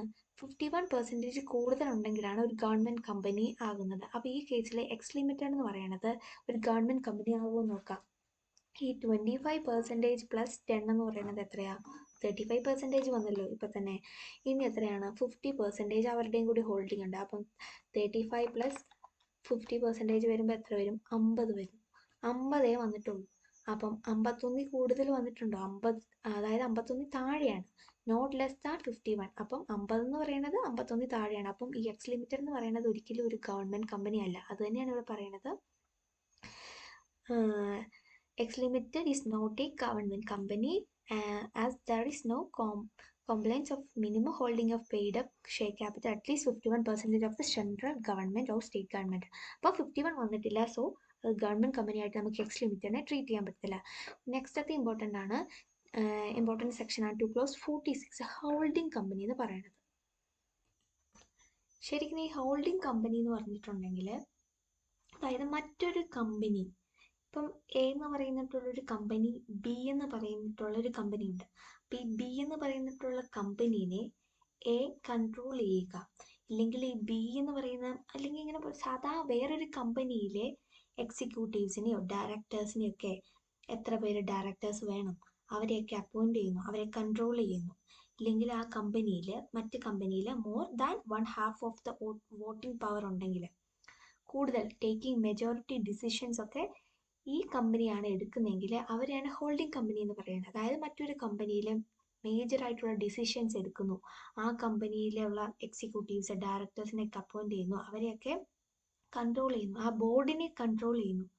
ഇല്ലെങ്കിൽ ഇവർക്ക് more than 1/2 of voting power ഒക്കെ ഉണ്ടെങ്കിൽ അങ്ങനെ വരുന്ന കമ്പനി കൺട്രോൾ ചെയ്യുന്ന കമ്പനീനെയാണ് നമ്മൾ ഹോൾഡിംഗ് കമ്പനി എന്ന് പറയുന്നത്. ഇപ്പം കൺട്രോൾ ആകപ്പെടുന്ന കമ്പനിയെയാണ്. അപ്പം ബി എന്ന് പറയുന്ന കമ്പനീനെ കൺട്രോൾ ചെയ്യുന്നു എ എന്ന് പറയുന്ന കമ്പനി. അപ്പം എ എന്ന് പറയുന്ന കമ്പനിയാണ് ഹോൾഡിംഗ് കമ്പനി, ബി എന്ന് പറയുന്നതാണ് സബ്സിഡറി കമ്പനി ആയിട്ട് വരുന്നത്. അപ്പം ഹോൾഡിംഗ് കമ്പനി എന്ന് വെച്ച് കഴിഞ്ഞാൽ അത്രേ ഉള്ളൂ, ഒരു ഹോൾഡ് ചെയ്യുന്നു, സബ്സിഡറിനെ ഹോൾഡ് ചെയ്യുന്നു. അപ്പോൾ ഈ സബ്സിഡറിനെ എപ്പോഴും കൺട്രോൾ ചെയ്യുന്നത് ഈ ഹോൾഡിംഗ് കമ്പനി ആയിരിക്കും. അപ്പോൾ ഈ എ എന്ന് പറയുന്നൊരു കമ്പനി ആണ് ബി എന്ന് പറയുന്നുള്ള കമ്പനിയിലുള്ള എക്സിക്യൂട്ടീവ്സിനെ അല്ലെങ്കിൽ ഡയറക്ടേഴ്സിനെ അവരുടെ ബോർഡിനെയൊക്കെ കൺട്രോൾ ചെയ്യുന്നു. ആ ബി എന്ന് പറയുന്ന കമ്പനിയിൽ കൂടുതൽ ഡിസിഷൻസ് ഒക്കെ എടുക്കണം. അങ്ങനത്തെ കേസിൽ ആണ് നമ്മൾ ഈ ബി എന്ന് പറയുന്ന കമ്പനിയെ സബ്സിഡറി എന്ന് പറയുന്നു, ഹോൾഡിംഗ് എന്ന് പറയുന്ന കമ്പനിയാണ് എ എന്ന് പറയുന്നത്. അപ്പം ഇത്രയും ഓർത്താൽ മതി. ഹോൾഡിംഗ് കമ്പനി എന്ന് പറഞ്ഞാൽ in relation to one or more other companies means a company of which such companies are subsidiary company. ഒരു സബ്സിഡറി കമ്പനിയുടെ മേൽ ഒരു ഹോൾഡ് ചെയ്യുന്ന പവറുള്ള കമ്പനീനെയാണ് ഹോൾഡിംഗ് കമ്പനി എന്ന് പറയുന്നത്. പിന്നെ ഈ റീസെൻ്റ്ലി ഒരു 2017 റൂൾസ് പ്രകാരം ഒരു ഹോൾഡിംഗ് കമ്പനിക്ക്, അതായത് 2017 ശേഷം ഒരു കമ്പനി ഇൻകോപ്പറേറ്റ് ചെയ്തിട്ടുണ്ടെങ്കിൽ അവർക്ക് 2 ലെയേഴ്സ് ഓഫ് സബ്സിഡറിയെ പറ്റുള്ളൂ എന്ന് പറയുന്നുണ്ട്. അപ്പം ഇതിന് മുന്നേ, ഇപ്പം 2017 മുന്നേ ഇഷ്ടംപോലെ കമ്പനികൾ ഇൻകോപ്പറേറ്റ് ചെയ്തിട്ടുണ്ട്, അവർക്ക് ഇഷ്ടംപോലെ സബ്സിഡറി കമ്പനീസും ഉണ്ട്. അപ്പം അങ്ങനത്തെ കേസിൽ മോർ ദാൻ 2 ആണ്. അപ്പോൾ അങ്ങനത്തെ കേസിൽ പിന്നീട് ഒരു ഫോം നമ്പറിൽ ഇതിൻ്റെ കാര്യങ്ങളൊക്കെ അറിയിച്ചാൽ മതി. അപ്പം ഇനി 2017 മുന്നേ ഇൻകോപ്പറേറ്റ് ചെയ്തിട്ടുള്ള കമ്പനിക്ക് ഇനി സബ്സിഡറീനെ ആഡ് ചെയ്യാനായിട്ട് പറ്റില്ല, കാരണം അവർക്ക് ഓൾറെഡി മോർ ദാൻ 2 ആയിപ്പോയി, അതുകൊണ്ട് അത് കുഴപ്പമില്ല. പക്ഷെ ഇനി ആഡ് ചെയ്യാൻ പറ്റില്ല. അപ്പം 2017 ശേഷം ഇൻകോപ്പറേറ്റ് ചെയ്തിട്ടുള്ള കമ്പനിക്ക് 2 ലെയറിൽ കൂടുതൽ സബ്സിഡറി കമ്പനീനെ ഇൻക്ലൂഡ് ചെയ്യാനായിട്ട് പറ്റത്തില്ല, ആഡ് ചെയ്യാൻ പറ്റത്തില്ല. അത് ജസ്റ്റ് ഒന്ന് ഓർത്തിരിക്കുക. ചില റെസ്ട്രിക്ഷൻസ് ഉണ്ട് ഈ നമ്പർ ഓഫ് ലെയേഴ്സിനെ പറ്റി. അത് റൂൾസ് 2017 പറയുന്നത്. അപ്പം ഹോൾഡിങ് സബ്സിഡറി എന്താണെന്ന് മനസ്സിലായല്ലോ. അപ്പം കൂടുതൽ, അതായത് ഒരു സബ്സിഡറി കമ്പനി വേറൊരു കമ്പനിയിൽ കൂടുതൽ ഡിസിഷൻസ് എടുക്കുന്നു, ഇങ്ങനത്തെ ഡയറക്ടേഴ്സിനൊക്കെ അപ്പോയിൻറ്റ് ചെയ്യുന്നു, അങ്ങനെ പിന്നെ more than 1/2 of voting powers ഒക്കെ ഉള്ളതിനെയാണ് ഹോൾഡിംഗ് കമ്പനി എന്ന് പറയുന്നത്. പിന്നെ ഇതിൻ്റെ ഡെഫിനേഷൻസ് ആണിത്. പിന്നെ അടുത്ത section 2 clause 51 key manager persons എന്താണ്, KMP ആരൊക്കെയാണെന്ന് ചോദിച്ചു കഴിഞ്ഞാൽ ജസ്റ്റ് ഒന്ന് ഓർക്കുക. ഇത് CEO, ചീഫ് എക്സിക്യൂട്ടീവ് ഓഫീസേഴ്സോ, ഇല്ലെങ്കിൽ മാനേജിങ് ഡയറക്ടറോ, ഇല്ലെങ്കിൽ മാനേജറോ, കമ്പനി സെക്രട്ടറിയോ, ഹോൾ ടൈം ഡയറക്ടറോ, ചീഫ് ഫിനാൻഷ്യൽ ഓഫീസേഴ്സോ, ഇല്ലെങ്കിൽ മറ്റ് officers not more than 1 level below the directors who is whole time employment designated as key managerial person by the board or such other officers as may be prescribed. അപ്പോൾ ഇത്രയും ആൾക്കാരാണ് key manager person ആയിട്ട് വരുന്നത്, KMP ആയിട്ട്. അപ്പം കുറേ load ഇടയ്ക്കൊക്കെ കാണാം KMP എന്ന്. അപ്പം KMP എന്ന് പറഞ്ഞിട്ടുണ്ടെങ്കിൽ ഇത്രയും ആൾക്കാരാണ്: CEO, MD, manager, CS, whole time directors, HR officers, other prescribed officers. അടുത്ത സെക്ഷനാണ് 2/52 listed company. Means a company which has any of its security listed on any recognized stock exchange. Listed company എന്ന് പറഞ്ഞിട്ടുണ്ടെങ്കിൽ അവരുടെ securities, ഒരു company അവരുടെ securities ഒക്കെ stock എക്സ്ചേഞ്ചിൽ, recognised stock എക്സ്ചേഞ്ചിൽ സെക്യൂരിറ്റീസ് ലിസ്റ്റ് ചെയ്തിട്ടുണ്ടെങ്കിൽ അവരെയാണ് നമ്മൾ ലിസ്റ്റഡ് കമ്പനീസ് എന്ന് പറയണത്. ഈ സ്റ്റോക്ക് എക്സ്ചേഞ്ചിൽ എന്തിനാണ് അവരുടെ സെക്യൂരിറ്റീസ് ഒക്കെ ലിസ്റ്റ് ചെയ്യുന്നതെന്ന് അറിയാമോ? ഇപ്പോൾ സാധാരണ ഒരു പബ്ലിക് കമ്പനി ആണെങ്കിൽ ഇപ്പോൾ അവർക്ക് തന്നെ അവരുടെ കാര്യങ്ങളൊക്കെ ചെയ്യാൻ ഫണ്ട് ഉണ്ടെങ്കിൽ ഇവർക്ക് പബ്ലിക്കിൽ നിന്ന് ഫണ്ട് ചോദിക്കേണ്ട ആവശ്യമില്ല. അപ്പം പബ്ലിക്കിൽ നിന്ന് ഫണ്ട് റേസ് ചെയ്യണമെന്നുണ്ടെങ്കിൽ ഇവർക്ക് ഇവരുടെ ഷെയർസ് ഇതെല്ലാം സെക്യൂരിറ്റീസ് ഒക്കെ ലിസ്റ്റ് ചെയ്യണം. റെക്കഗ്നൈസ്ഡ് ആയിട്ടുള്ള സ്റ്റോക്ക് എക്സ്ചേഞ്ച്, മെയിൻലി നമുക്കറിയാവുന്ന സ്റ്റോക്ക് എക്സ്ചേഞ്ച് ഏതൊക്കെ? NSEയും BSE. ഈ രണ്ട് സ്റ്റോക്ക് എക്സ്ചേഞ്ചിലൊക്കെ ലിസ്റ്റ് ചെയ്തെങ്കിൽ മാത്രമേ പബ്ലിക്കിൽ നിന്ന് ഫണ്ട് റേസ് ചെയ്യാൻ പറ്റുള്ളൂ. അങ്ങനെ പബ്ലിക്കിൽ നിന്ന് ഇങ്ങനെ ഫണ്ട് റേസ് ചെയ്യണമെങ്കിൽ പെട്ടെന്ന് ചുമ്മാ റേസ് ചെയ്യാൻ പറ്റില്ല. ഒരു പ്രോസ്പെക്ടസ് ഒക്കെ ഇഷ്യൂ ചെയ്യണം. അതിൽ കമ്പനിയുടെ എല്ലാ ഡീറ്റെയിൽസും ഒക്കെ അടങ്ങിയിട്ടുണ്ട്. അതാണ് പ്രോസ്പെക്ടസ് എന്ന് പറയുന്നത്. അങ്ങനെ സെബിയുടെ ഗൈഡ് ലൈൻസ് പ്രകാരം, സെബിയുടെ ഗൈഡ് ലൈൻസ് പ്രകാരം നമ്മൾ സെബി സമ്മതിച്ചാൽ മാത്രമേ നമുക്ക് പ്രോസ്പെക്ടസ് ഒക്കെ ഇഷ്യൂ ചെയ്യാനായിട്ട് പറ്റുള്ളൂ. അങ്ങനെ പ്രോസ്പെക്ടസ് ഇഷ്യൂ ചെയ്ത് പബ്ലിക്കിന് പ്രോസ്പെക്ടസ് ഇഷ്യൂ ചെയ്തിട്ട് ആണ് പബ്ലിക്കിൽ നിന്ന് ഫണ്ട് റേസ് ചെയ്യണത്. അപ്പോൾ ഇങ്ങനത്തെ കേസിൽ അതുകൊണ്ടാണ് പബ്ലിക്കിൽ നിന്ന് ഫണ്ട് കിട്ടാൻ വേണ്ടിയിട്ടാണ് ഇങ്ങനെ സ്റ്റോക്ക് എക്സ്ചേഞ്ചിൽ ഇങ്ങനെ NSE, BSEയിലുള്ള രണ്ട് സ്റ്റോക്ക് എക്സ്ചേഞ്ചിലൊക്കെ ലിസ്റ്റ് ചെയ്യണത്. മെയിൻ പർപ്പസ് എന്ന് പറഞ്ഞിട്ടുണ്ടെങ്കിൽ ഫണ്ട് റേസ് ചെയ്യുക, അത് മാത്രമേ ഉള്ളൂ. അപ്പം അങ്ങനെ ലിസ്റ്റ് ചെയ്തിട്ടുള്ളവരെയാണ് ലിസ്റ്റഡ് കമ്പനീസ് എന്ന് പറയണത്. അപ്പോൾ ഇനി പറയുന്ന ഈ റൂൾ 2A ഓഫ് കമ്പനീസിൽ പറയുന്നുണ്ട് ഇനി താഴെ പറയുന്ന കമ്പനീസ് ഒരിക്കലും ലിസ്റ്റഡ് കമ്പനികളല്ല എന്ന്. അപ്പോൾ എന്താണെന്ന് നോക്കാം. ഫസ്റ്റത്തെ കേസാണ് public company which has not listed their equity shares on a recognised stock exchange but have listed their. അതായത് ഒരു പബ്ലിക് കമ്പനി അവരുടെ ഇക്വിറ്റി ഷെയർസ് സ്റ്റോക്ക് എക്സ്ചേഞ്ചിൽ ലിസ്റ്റ് ചെയ്തിട്ടില്ല, പക്ഷേ അവരുടെ ബാക്കി ചിലത് എന്തൊക്കെയോ ലിസ്റ്റ് ചെയ്തിട്ടുണ്ട്. അതെന്തൊക്കെയാണെന്ന് നോക്കാം. അപ്പോൾ ഇനി പറയുന്ന ഈ കേസിൽ ഇവർ ഇത്രയും കാര്യങ്ങൾ ചെയ്തെങ്കിലും ഇവരൊരിക്കലും ഒരു ലിസ്റ്റഡ് കമ്പനി അല്ല, പബ്ലിക് കമ്പനി ആണേലും. കാരണം അവർ ഇക്വിറ്റി ഷെയർസ് ലിസ്റ്റ് ചെയ്തിട്ടില്ല, പക്ഷേ വേറെ പലതും അവർ ലിസ്റ്റ് ചെയ്തിട്ടുണ്ടെങ്കിൽ പോലും അവർ ലിസ്റ്റഡ് കമ്പനി അല്ല. അതായത് നോൺ കൺവേർട്ടബിൾ ഡെബ്റ്റ് സെക്യൂരിറ്റീസ് പ്രൈവറ്റ് പ്ലേസ്മെൻറ്റ് വഴി അവർ ഇഷ്യൂ ചെയ്തു. അപ്പം അവർ non convertible redeemable preference shares are issued on a private placement basis in terms of SEBI. പിന്നെ both categories of 1 and 2 above private companies which have listed their non-convertible debt securities on private placement based on recognized stock exchange. അതായത് ഇവിടെ non convertible ഡെബ്റ്റ് securities ഒക്കെ അവർ private placement by issue ചെയ്തു, അത് stock എക്സ്ചേഞ്ചിൽ list ചെയ്തിട്ടുണ്ട്. ആ കേസിലാണെങ്കിലും public companies not listed their equity shares on a recognized stock exchange but equity shares are listed on stock exchange. ഇവിടുത്തെ കേസിൽ പബ്ലിക് കമ്പനീസ് അവരുടെ ഇക്വിറ്റി ഷെയർസ് ലിസ്റ്റ് ചെയ്തിട്ടില്ല. ആ കേസിൽ പിന്നെ private companies which have listed അവരുടെ നോൺ കൺവേർട്ടബിൾ ഡെബ്റ്റ് securities list ചെയ്തിട്ടുണ്ടെങ്കിലും പിന്നെ public companies which have listed their equity share. ഈ കേസിൽ ഇത് കേസൊക്കെ ഇത് ജസ്റ്റ് റീഡ് ചെയ്ത് വെക്കുക. അപ്പോൾ ഈ കേസിലൊക്കെ പറയണത് എന്താണെന്ന് വെച്ച് കഴിഞ്ഞാൽ ഇവരുടെ ഒരു പബ്ലിക് കമ്പനി അവരുടെ ഇക്വിറ്റി ഷെയർസ് ഒക്കെ ലിസ്റ്റ് ചെയ്തിട്ടില്ല, പക്ഷേ ഇതൊക്കെ ലിസ്റ്റ് ചെയ്തിട്ടുണ്ട്. നോൺ കൺവേർട്ടബിൾ ഡെബ്റ്റ് സെക്യൂരിറ്റീസും non convertible redeemable preference shares ഒക്കെ ലിസ്റ്റ് ചെയ്തിട്ടുണ്ട്, പക്ഷേ എങ്കിൽ പോലും ഇവരൊരിക്കലും ലിസ്റ്റഡ് കമ്പനി അല്ല. അതാണ് പറയണത്. പിന്നെ പ്രൈവറ്റ് കമ്പനീസിൻ്റെ കാര്യമൊക്കെ പറയുന്നത്. അപ്പോൾ ലിസ്റ്റഡ് കമ്പനീസ് എന്ന് പറഞ്ഞിട്ടുണ്ടെങ്കിൽ എന്താണ്? അവരുടെ സെക്യൂരിറ്റീസ് ഒക്കെ സ്റ്റോക്ക് എക്സ്ചേഞ്ചിൽ, റെക്കഗ്നൈസ്ഡ് ആയിട്ടുള്ള സ്റ്റോക്ക് എക്സ്ചേഞ്ചിൽ ലിസ്റ്റ് ചെയ്തിട്ടുള്ളവരെയാണ് നമ്മൾ ലിസ്റ്റഡ് കമ്പനീസ് എന്ന് പറയുന്നത്. പിന്നെ ഇവിടെ ഈ നോൺ കൺവേർട്ടബിൾ ഡെബ്റ്റ് സെക്യൂരിറ്റീസ് എന്ന് പറഞ്ഞിട്ടുണ്ടെങ്കിൽ കൺവേർട്ട് ചെയ്യാൻ പറ്റാത്ത, അതായത് ഇപ്പം ക്യാഷ് ആയിട്ട് കൊടുക്കേണ്ടതാണെങ്കിൽ ക്യാഷ് ആയിട്ട് തന്നെ കൊടുക്കണം, അല്ലാതെ അത് ഷെയർ ആയിട്ട് കൊടുക്കാൻ പറ്റില്ല, നോൺ കൺവേർട്ടബിൾ ആയിട്ട്. അങ്ങനത്തെ കേസിലും പിന്നെ non convertible redeemable preference shares, അതായത് പ്രിഫറൻസ് ഷെയർസ് കൺവേർട്ട് ചെയ്യാൻ പറ്റാത്ത, അതായത് ഇപ്പം ഇത്ര നാൾ കഴിയുമ്പം പ്രിഫറൻസ് ഷെയർസിൻ്റെ അത് ക്യാഷായി കൊടുക്കണം, അല്ലാണ്ട് ഒരിക്കലും അത് ഇക്വിറ്റി ഷെയർസ് ആയിട്ട് കൺവേർട്ട് ചെയ്യാനൊന്നും പറ്റത്തില്ല. ഈ രണ്ട് കേസാണ് പറയണത്. നോൺ കൺവേർട്ടബിൾ ഡെറ്റ് സെക്യൂരിറ്റീസും നോൺ കൺവേർട്ടബിൾ റിഡീമബിൾ പ്രിഫറൻസ് ഷെയർസൊക്കെ ഇഷ്യൂ ചെയ്തത്. അപ്പോൾ ഈ കേസൊക്കെ എന്താണ്, ലിസ്റ്റഡ് കമ്പനീസ് അല്ലാത്ത കേസാണ് പറയണത്.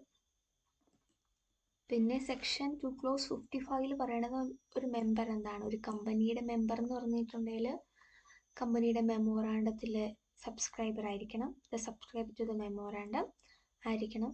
അങ്ങനെയുള്ള ആളെയാണ് നമ്മൾ മെമ്പറായിട്ട് ട്രീറ്റ് ചെയ്യണത്. പിന്നെ every other person who agrees in writing to become a member of the company and whose name is entered the register of members of the company. കമ്പനിയുടെ രജിസ്റ്ററിൽ മെമ്പർ ആകാൻ പോകുന്ന ആളുടെ പേരുണ്ടാകണം. പിന്നെ ആ മെമ്പർ ഇൻ റൈറ്റിങ്ങിൽ എഗ്രി ചെയ്തിട്ട് ഞാൻ മെമ്പർ ആകാം എന്നുള്ള ഇതിൽ റൈറ്റിങ്ങിൽ എഗ്രി ചെയ്തിരിക്കണം.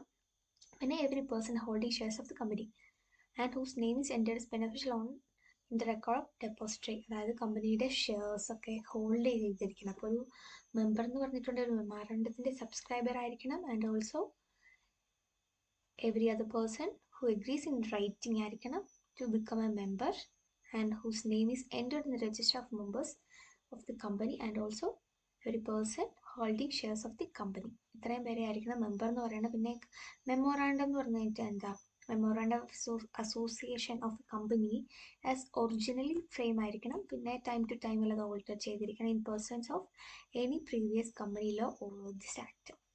അപ്പോൾ അതൊക്കെ ജസ്റ്റ് ഒന്ന് ഓർത്തിരിക്കുക. നെക്സ്റ്റ് സെക്ഷൻ ആണ് section 2(60) 1% company means a company which has only 1 person as a member. 1% company എന്ന് പറഞ്ഞിട്ടുണ്ടെങ്കിൽ 1 person ആയിരിക്കും, അതായത് അവിടെ മെമ്പറായിട്ട് ഒറ്റ ഒരാളെ കാണുള്ളൂ, അതാണ്. പിന്നെ അടുത്തത് പിന്നെ ഓർഡിനറി എന്താണ്, സ്പെഷ്യൽ റെസൊല്യൂഷൻ എന്താണ്, പിന്നെ സെക്ഷൻ 2(68) പ്രൈവറ്റ് കമ്പനി എന്ന് പറഞ്ഞാൽ എന്താണ്. പ്രൈവറ്റ് കമ്പനി എന്ന് പറഞ്ഞിട്ടുണ്ടെങ്കിൽ company having a minimum paid up share capital as may be prescribed. ഒരു minimum paid up capital prescribe ചെയ്തിട്ടുള്ള എമൗണ്ട് ഉണ്ടായിരിക്കണം. പിന്നെ ഇവർക്ക് ഷെയർസ് ട്രാൻസ്ഫർ ചെയ്യാനുള്ള റൈറ്റ് ഇല്ല, അത് റെസ്ട്രിക്റ്റ് ചെയ്തിട്ടുണ്ട്. പ്രൈവറ്റ് കമ്പനിയിലുള്ള ഷെയർസ് ട്രാൻസ്ഫർ ചെയ്യാനുള്ള റൈറ്റ് ഇവർക്കില്ല. പിന്നെ ഇവിടുത്തെ നമ്പേഴ്സ്, എത്ര മെമ്പേഴ്സ് വേണം എന്ന് ചോദിച്ചിട്ടുണ്ടെങ്കിൽ minimum 2 members to maximum 200 members വേണം ഒരു പ്രൈവറ്റ് കമ്പനിയിൽ. മിനിമം 2, മാക്സിമം 200 മെമ്പേഴ്സും വേണം. പിന്നെ ഇവിടെ provided that where 2 or more person hold 1 or more shares company jointly, അതായത് 2 അതിലധികം ആൾക്കാരോ 1 അതിൽ കൂടുതലോ ഷെയർസ് ജോയിൻ്റ്ലി ആയിട്ട് ഷെയർ ഹോൾഡ് ചെയ്തിട്ടുണ്ടെങ്കിൽ നമ്മൾ അവരെ സിംഗിൾ മെമ്പർ ആയിട്ട് വേണം ട്രീറ്റ് ചെയ്യാനായിട്ട്. പിന്നെ കുറച്ച് കേസ് പറയുന്നുണ്ട്. Provided further that person who are in the employment of the company, അതായത് ഇപ്പം കമ്പനിയിൽ എംപ്ലോയ്മെൻറ്റ് ചെയ്യുന്ന ആൾ, അതായത് ഇപ്പം നിലവിൽ കമ്പനിയിൽ ജോലി ചെയ്യുന്ന ആൾക്കാർ ഇല്ലെങ്കിൽ ഫോർമലി ഇൻ ദ എംപ്ലോയ്മെൻറ്റ് കമ്പനിക്ക് നേരത്തെ എംപ്ലോയ്മെൻറ്റ് ചെയ്തിട്ടുള്ള എംപ്ലോയീസ്, അതായത് നേരത്തെ ഇതിന് മുന്നേ ഇപ്പം ചെയ്യുന്നവരല്ല, ഇതിന് മുന്നേ ജോലി ചെയ്തിട്ടുള്ളവർ, ഇല്ലെങ്കിൽ അവരുടെ എംപ്ലോയ്മെൻറ്റ് സീസ് ആയി കഴിഞ്ഞിപ്പം റിട്ടയർഡ് ആയി കഴിഞ്ഞിട്ടുള്ളവർ, have continue to be members after the employment, അതായത് ഇപ്പോൾ എംപ്ലോയ്മെൻറ്റ് റിട്ടയർഡ് ആയി കഴിഞ്ഞിട്ട് ഇവർ ജോലി വല്ലതും ചെയ്യുന്നുണ്ടെങ്കിൽ, കമ്പനിയിൽ തന്നെ റിട്ടയർ ആയി കഴിഞ്ഞിട്ടും ജോലി ചെയ്യുന്നുണ്ടെങ്കിൽ, ഇല്ലെ കമ്പനിയിൽ നേരത്തെ ജോലി ചെയ്തിട്ടുള്ളവർ, ഫോർമലി എംപ്ലോയ്മെൻറ്റ് ചെയ്തിട്ടുള്ളവർ, ഇല്ലെങ്കിൽ ഇപ്പം എംപ്ലോയ്മെൻറ്റ് ചെയ്തിട്ടുള്ളവർ, ഇവരെ ഒരിക്കലും ആ നമ്പർ ഓഫ് മെമ്പേഴ്സ് 200 മെമ്പേഴ്സിൽ കൂട്ടത്തില്ല. ഒരു കമ്പനിക്ക് മാക്സിമം 200 മെമ്പേഴ്സ് വേണമെന്ന് നമ്മൾ പറഞ്ഞില്ല. അപ്പോൾ ഈ മെമ്പേഴ്സിൻ്റെ എണ്ണത്തിൽ ഇപ്പം ജോലി ചെയ്യുന്നവർ, നേരത്തെ ചെയ്തിട്ടുള്ളവരില്ലേ എംപ്ലോയ്മെൻറ്റ് സീസ് ആയിട്ട് പിന്നെ കണ്ടിന്യൂ ആയിട്ട് ജോലി ചെയ്യുന്ന മെമ്പേഴ്സ് ആയിട്ടുള്ളവർ, ഇവർ ഒരിക്കലും ഈ 200 എണ്ണത്തിൽ കൂട്ടത്തില്ല. അപ്പം ഇവർ കൂടാതെ ഉള്ളവരെയാണ് മാക്സിമം 200 ഇൻക്ലൂഡ് ചെയ്തിട്ടുള്ളത്. പിന്നെ prohibits any invitation to the public to subscribe for any securities of the company. പിന്നെ ഈ പ്രൈവറ്റ് കമ്പനീസിലുള്ളവർക്ക് ഇവർക്ക് പബ്ലിക്കിന് ഇൻവിറ്റേഷൻ കൊടുക്കാനായിട്ട്, അതായത് സെക്യൂരിറ്റീസ് സബ്സ്ക്രൈബ് ചെയ്യാനുള്ള ഇൻവിറ്റേഷൻ പബ്ലിക്കിന് കൊടുക്കാനായിട്ട് ഇവർക്ക് പറ്റില്ല, പ്രൊഹിബിറ്റ് ചെയ്തിട്ടുണ്ട്. സെക്യൂരിറ്റീസ് എന്ന് പറഞ്ഞിട്ടുണ്ടെങ്കിൽ ഡിബഞ്ചേഴ്സോ ബോണ്ടോ ഷെയർസോ ഇതൊക്കെയാണ് സെക്യൂരിറ്റീസ് എന്ന് പറയുന്നത്. അപ്പം ഇതൊക്കെ പബ്ലിക്കിന് കൊടുക്കാനായിട്ട് പറ്റില്ല. പബ്ലിക്കിന് ഒരിക്കലും ഒരു പ്രൈവറ്റ് കമ്പനിക്ക് അവരുടെ സെക്യൂരിറ്റീസ് ഒക്കെ ഇഷ്യൂ ചെയ്യാനോ കൊടുക്കാനോ ഒന്നും പറ്റത്തില്ല. അപ്പോൾ ഇതൊക്കെയാണ് ഒരു പ്രൈവറ്റ് കമ്പനീസ് എന്താണെന്ന് പറയുന്നത്. അപ്പോൾ പ്രൈവറ്റ് കമ്പനിയുടെ സെക്ഷൻ 2 ക്ലോസ് 68 ആണ് minimum paid up share capital ഉണ്ടാവണം ആസ് മേ ബി പ്രിസ്ക്രൈബ്ഡ് രീതിയിൽ. പിന്നെ ഷെയർസ് ട്രാൻസ്ഫർ ചെയ്യാൻ റൈറ്റ് ഇല്ല. പിന്നെ മാക്സിമം നമ്പർ എന്ന് പറയുന്നത് 200 ആണ്. പിന്നെ ഒന്നിൽ കൂടുതൽ ആൾക്കാർ ജോയിൻ്റ്ലി ഷെയർസ് ഹോൾഡ് ചെയ്തിട്ടുണ്ടെങ്കിൽ അവരെ നമ്മൾ സിംഗിൾ മെമ്പർ ആയിട്ട് വേണം ട്രീറ്റ് ചെയ്യാൻ. പിന്നെ മെമ്പേഴ്സിൽ ഇവരെ ഒന്നും ഉൾപ്പെടുത്തത്തില്ല. അപ്പോൾ അത്രയും നമ്മൾ പറഞ്ഞു. പിന്നെ ജസ്റ്റ് ഈ ടേബിളിൽ കൊടുത്തിട്ടുള്ളത് requirements having a minimum paid up share capital shall not apply to section 8 company. ഈ സെക്ഷൻ 8 കമ്പനീസ് എന്ന് പറഞ്ഞിട്ടുണ്ടെങ്കിൽ അവർ മെയിൻലി ഫോം ചെയ്തേക്കുന്ന ഒരു ചാരിറ്റബിൾ ഒബ്ജക്റ്റീവ് പർപ്പസിന് വേണ്ടിയിട്ടായിരിക്കും സെക്ഷൻ 8 കമ്പനീസ്. അപ്പം അവർക്ക് ഇത്ര ഒരു minimum paid up share capital വേണം അങ്ങനെ ഒരു റിക്വയർമെൻറ്റ്സ് ഒന്നും ഇല്ല. പിന്നെ ഒരു പ്രൊമോട്ടർ ആരാണെന്ന് ഇറ്റ്സ് ഇമ്പോർട്ടൻ്റ് ആണ്. സെക്ഷൻ 2 ക്ലോസ് 69 ഒരു പ്രൊമോട്ടർ എന്ന് പറയുന്നത്. ഒരു കമ്പനി തുടങ്ങാനായിട്ട് മെയിൻലി സഹായിച്ചൊക്കെ ഒരാളെയാണ് നമ്മൾ പ്രൊമോട്ടർ എന്ന് പറയുന്നത്. അപ്പം who has been named as such in the പ്രോസ്പെക്ടസിൽ, അതായത് പ്രോസ്പെക്ടസിൽ നെയിമുള്ള ഒരാളെ, അല്ലെങ്കിൽ കമ്പനിയുടെ അഫേഴ്സിനെയൊക്കെ കൺട്രോൾ ചെയ്യുന്ന ഒരാൾ, ഇൻഡയറക്റ്റ്ലിയോ ഡയറക്റ്റ്ലിയോ ഒക്കെ കമ്പനിയുടെ അഫേഴ്സിനെ കൺട്രോൾ ചെയ്യുന്ന ആൾ. പിന്നെ ബോർഡ് ഓഫ് ഡയറക്ടേഴ്സ്, കമ്പനിയുടെ ബോർഡ് ഓഫ് ഡയറക്ടേഴ്സിനൊക്കെ അഡ്വൈസസോ ഡയറക്ഷൻസോ ഇൻസ്ട്രക്ഷൻസോ ഒക്കെ കൊടുക്കുന്ന ആളെയാണ് നമ്മൾ മെയിൻലി പ്രൊമോട്ടർ എന്ന് പറയുന്നത്. പിന്നെ പ്രോസ്പെക്ടസ് സെക്ഷൻ 2 ക്ലോസ് 70 എന്ന് പറഞ്ഞിട്ടുണ്ട് document described or issued as A prospectus and includes A red herring prospectus or shell prospectus or any notice, circular, advertisement or other document inviting offers from public for subscription.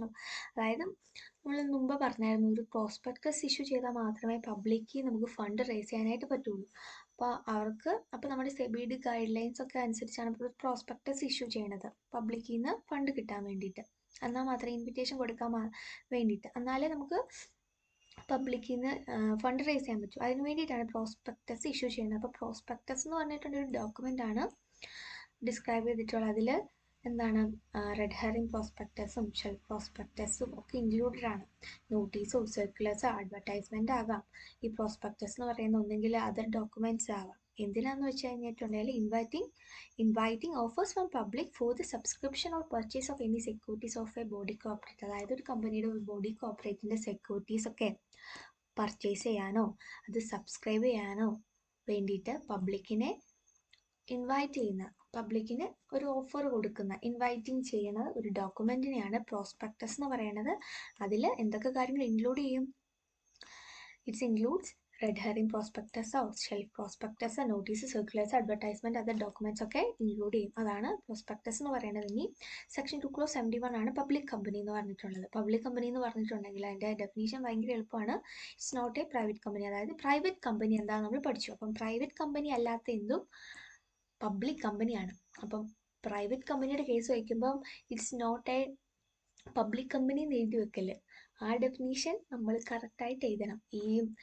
ഈ ലോയുടെ ഒരു കാര്യത്തിൽ ഈ definitions means എന്നും പറഞ്ഞ് കൊടുത്തിട്ടുണ്ടെങ്കിൽ നമ്മൾ general course അതൊക്കെ കണ്ടാണ് ഈ മീൻസ് എന്ന് പറഞ്ഞിട്ടുണ്ടെങ്കിൽ ആ കറക്റ്റ് കാര്യം മാത്രമേ നമ്മൾ എഴുതാവുള്ളൂ. പ്രത്യേകിച്ച് നമ്മളുടേതായ ഭാഷയിൽ കാര്യങ്ങളൊന്നും ഇൻക്ലൂഡ് ചെയ്യാൻ പാടില്ല. ഇൻക്ലൂഡ്സ് എന്ന് പറഞ്ഞിട്ടുണ്ടെങ്കിൽ പിന്നെയും കുഴപ്പമില്ല. മീൻസ് എന്ന് പറഞ്ഞിട്ടുണ്ടെങ്കിൽ അത് ഓൾറെഡി അത് ഡിഫൈൻഡ് ആണ്. നമ്മൾ എക്സ്ട്രാ കാര്യങ്ങളൊന്നും തള്ളേണ്ട ആവശ്യമില്ല. ഇത്രയും മാത്രം എഴുതി വെച്ചാൽ മതി. ഇപ്പോൾ ഡിവിഡൻറ്റിൻ്റെ ഒക്കെ നമ്മൾ കണ്ടായിരുന്നു it's includes A interim dividend എന്നൊക്കെ. അപ്പം അത് ചെറിയ ഡെഫിനീഷൻ ആണല്ലോ എന്ന് ഓർത്ത് നമ്മൾ പ്രത്യേകിച്ചൊന്നും ആടൊന്നും ചെയ്യേണ്ട. ആ ഉള്ളതൊക്കെ തന്നെ എഴുതി വെച്ചാൽ മതി മീൻസ് എന്ന് പറഞ്ഞു കഴിഞ്ഞാൽ. അപ്പം ഇവിടെ പബ്ലിക് കമ്പനി മീൻസ് എന്ന് പറഞ്ഞിട്ടുണ്ടെങ്കിൽ it's not a private company and also it's has a minimum paid up share capital as may be prescribed. ഒരു മിനിമം പെയ്ഡ് അപ്പ് ഷെയർ ക്യാപിറ്റലൊക്കെ വേണം. പിന്നെ പ്രൈവറ്റ് കമ്പനി അല്ലാത്ത എന്തും പബ്ലിക് കമ്പനി ആയിരിക്കും. അപ്പോൾ നമ്മൾ പബ്ലിക് കമ്പനി എന്താണെന്ന് പഠിച്ചു, ലിസ്റ്റഡ് കമ്പനി എന്താണെന്ന് പഠിച്ചു, പ്രൈവറ്റ് കമ്പനി എന്താണെന്ന് പഠിച്ചു. അപ്പോൾ ഇതൊന്നും മാറിപ്പോലെ ഇതൊക്കെ ഒന്ന് ഓർത്തിരിക്കുക. Section 2 close 71. പിന്നെ ഇവിടെ ചെറിയ കാര്യങ്ങൾ പറയുന്നുണ്ട്. അതായത് ഇപ്പോൾ ഒരു പബ്ലിക് കമ്പനി ഒരു പ്രൈവറ്റ് കമ്പനീനെ ഹോൾഡ് ചെയ്തിട്ടുണ്ട്. നമ്മൾ ഹോൾഡിംഗ് എന്താണെന്ന് സബ്സിഡിയറി എന്താണെന്നൊക്കെ പഠിച്ചില്ല. അപ്പോൾ ഒരു ഹോൾഡിംഗ് കമ്പനി എന്ന് പറയുന്നത് ഒരു പബ്ലിക് കമ്പനിയാണ്. അപ്പോൾ അവർ ഹോൾഡ് ചെയ്തേക്കുന്നത്, അതായത് സബ്സിഡറി ആയിട്ട് വരുന്നത് ഒരു പ്രൈവറ്റ് കമ്പനി ആണെങ്കിൽ ആ പ്രൈവറ്റ് കമ്പനി ഓൾറെഡി അതിനെ ഡീം ചെയ്യുന്നത് ഒരു പബ്ലിക് കമ്പനി ആയിട്ട് തന്നെയാണ് ട്രീറ്റ് ചെയ്യുന്നത്. അപ്പം ആ പ്രൈവറ്റ് കമ്പനിക്ക് ഒരിക്കലും പ്രൈവറ്റ് കമ്പനിയുടെ ചില എക്സംഷൻസ് ഒന്നും കിട്ടില്ല. കാരണം അവരെ ഹോൾഡ് ചെയ്യുന്നത് ഓൾറെഡി ഒരു പബ്ലിക് കമ്പനിയാണ്. സോ അതിനെ ആ പ്രൈവറ്റ് കമ്പനി ഡീം ചെയ്യുന്നത് പബ്ലിക് കമ്പനി തന്നെയായിട്ടാണ് ഡീം ചെയ്യുന്നത്. അതാണ് ഈ ഒരു എക്സാമ്പിൾ 8 പറയണത്.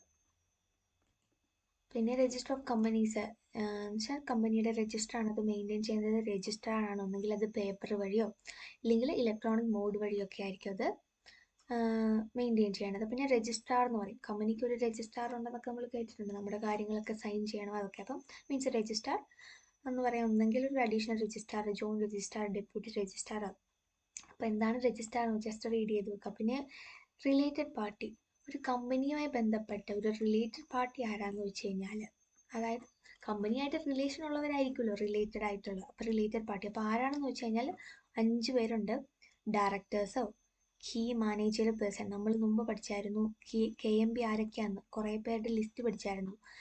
കമ്പനി സെക്രട്ടറീസ് വരും, മാനേജിങ് ഡയറക്ടർ വരും, ഹോൾ ടൈം ഡയറക്ടർ വരും, CEO വരും എന്നൊക്കെ. അപ്പം ഒരു കീ മാനേജറൽ പേഴ്സണോ ഇല്ലെങ്കിൽ അവരുടെ റിലേറ്റീവ്സോ, ഒരു ഡയറക്ടേഴ്സോ അവരുടെ റിലേറ്റീവ്സോ, ഒരു ഫേമോ ആ ഫേമിലെ ഡയറക്ടേഴ്സോ മാനേജറോ ഇല്ലെങ്കിൽ അവരുടെ or his relative is A partner ആണെങ്കിൽ ഒരു പ്രൈവറ്റ് കമ്പനീസ്, ഒരു പബ്ലിക് കമ്പനീസ്, ഇത്രയും ആൾക്കാരായിരിക്കും ഒരു കമ്പനിയുടെ റിലേറ്റഡ് പാർട്ടിയായിട്ട് വരുന്നത്. സെക്ഷൻ 276 പറയുന്നത് director, KMB, firm, private company and public company. അപ്പോൾ ഇവരുടെയൊക്കെ റിലേറ്റീവ്സ് ഒക്കെ വരും. അപ്പം മെയിൻ ആയിട്ട് ഇത് ഓർത്തിരിക്കുക.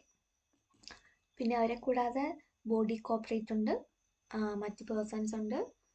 പിന്നെ body corporates holding subsidiary or associate of company. അതായത് ഇപ്പോൾ ഒരു കമ്പനിയുടെ സബ്സിഡറി, അസോസിയേറ്റ് ഒക്കെ വന്നു കഴിഞ്ഞിട്ടുണ്ടെങ്കിൽ അവരും ആ കമ്പനിയായിട്ട് റിലേറ്റഡ് അല്ലേ, അതൊക്കെ. അപ്പോൾ ഇത് ഓർത്തിരിക്കുക. അപ്പോൾ ഇത്രയും ആൾക്കാരാണ് ഒരു കമ്പനിയുടെ റിലേറ്റഡ് പാർട്ടി ആയിട്ട് വരുന്നത്.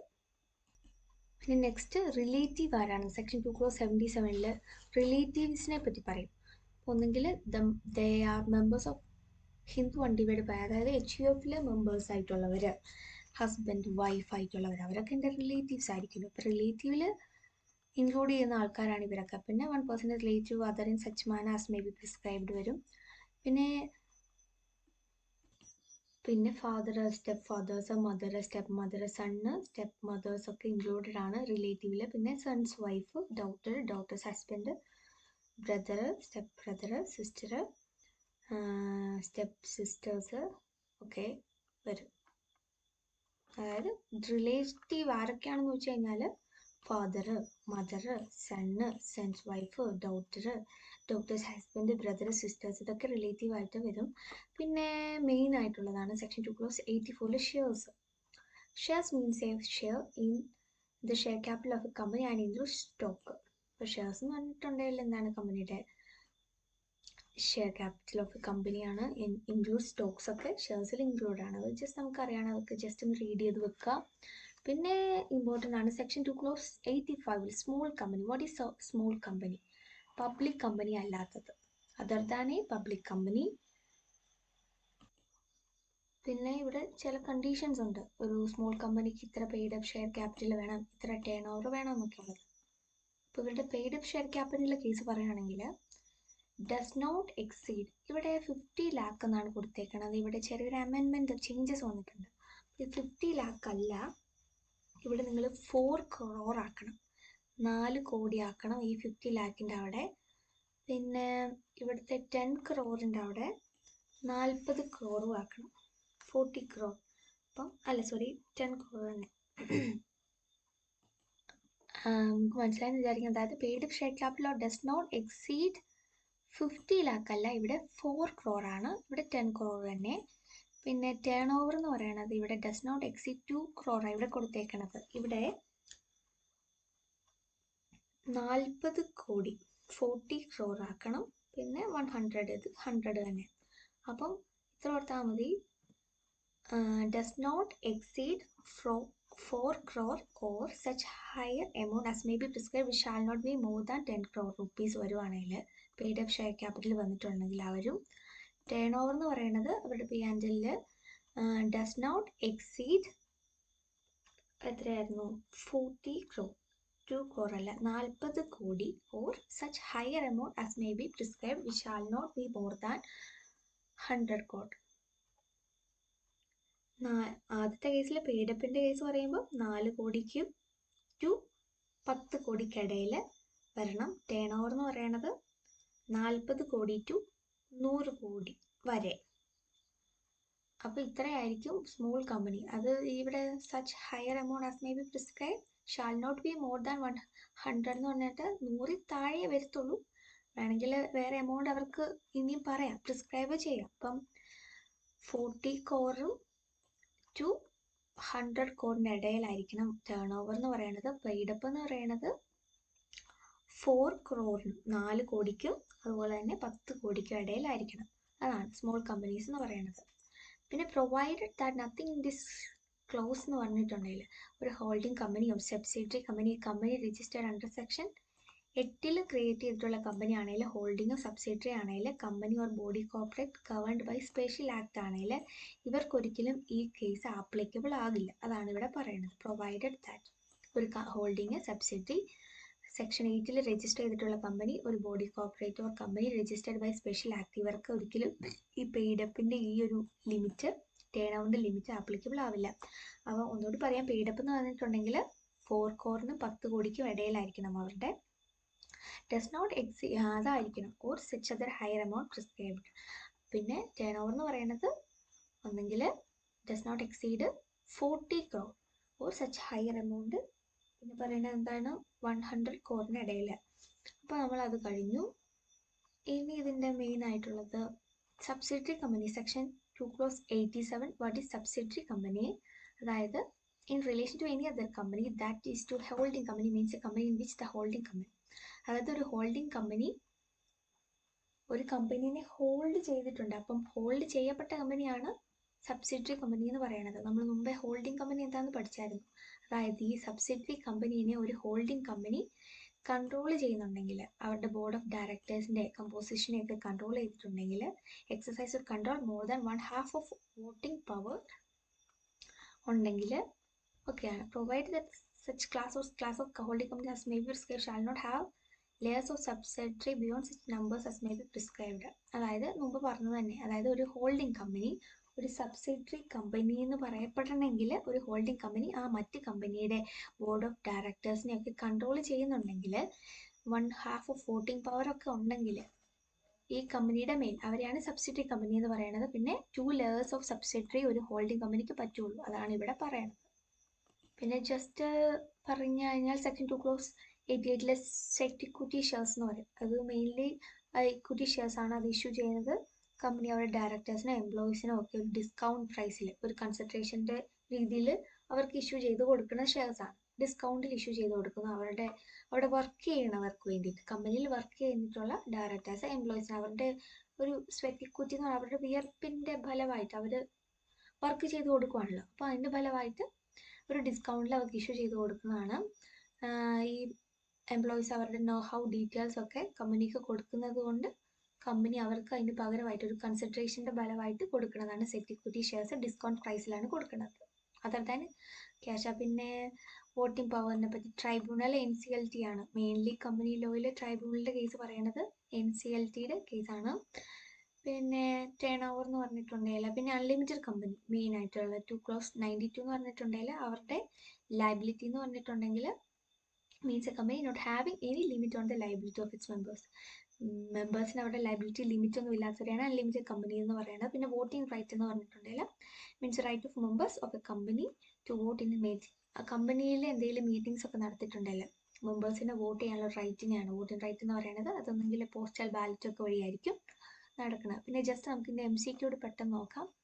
Green Limited is incorporated on 3rd January 2022. As per the Companies Act, what will the financial year of the company? 2022 incorporate കമ്പനിയാണ്. 1st ജാനുവരിക്ക് ശേഷമാണ്. അപ്പം ഫോളോവിങ് 31st മാർച്ചിലായിരിക്കുമല്ലോ. അപ്പോൾ ഫോളോവിങ് 31st മാർച്ച് എന്ന് പറയുമ്പോൾ 31st മാർച്ച് 2023 ആയിരിക്കും. പിന്നെ second question, Roma along with her 6 friends has incorporated Roma Trading Limited. Limited എന്ന് പറഞ്ഞുകൊണ്ട് ഇതെന്തായിരിക്കും? ഒരു പബ്ലിക് കമ്പനി ആയിരിക്കും. റോമ ആൻഡ് ഹെർ 6 friends എന്ന് പറയുമ്പം 7 പേരായില്ലേ ഈ. പിന്നെ ഇതൊരു പബ്ലിക് കമ്പനിയാണ്. In May 2021 paid up share capital അപ്പോൾ ഇവർക്ക് സ്മോൾ കമ്പനി ആകാൻ പറ്റുമോ എന്നാണ്. ലിമിറ്റ് നോക്കണം. മുമ്പ് പറഞ്ഞത് ഇത് ആക്ച്വലി മാറും. നമ്മൾ മുമ്പ് പറഞ്ഞ ലിമിറ്റ് മാറി കഴിയുമ്പം അതുവരെ അപ്പം ഇങ്ങനത്തെ കേസിൽ ഇത് ഓർത്താൽ മതി. നമ്മളിവിടെ സ്മോൾ കമ്പനിയുടെ കേസ് പഠിച്ചായിരുന്നു. സെക്ഷൻ 2 ക്ലോസ് 85 ഈ holding company, subsidiary company, section 8 companies, ഒരു company body corporate govern by special act, ഇവർക്കൊന്നും ഒരിക്കലും ഈ റൂൾ ആപ്ലിക്കബിൾ ആകില്ല എന്നൊക്കെ പഠിച്ചിട്ടുണ്ടായിരുന്നു.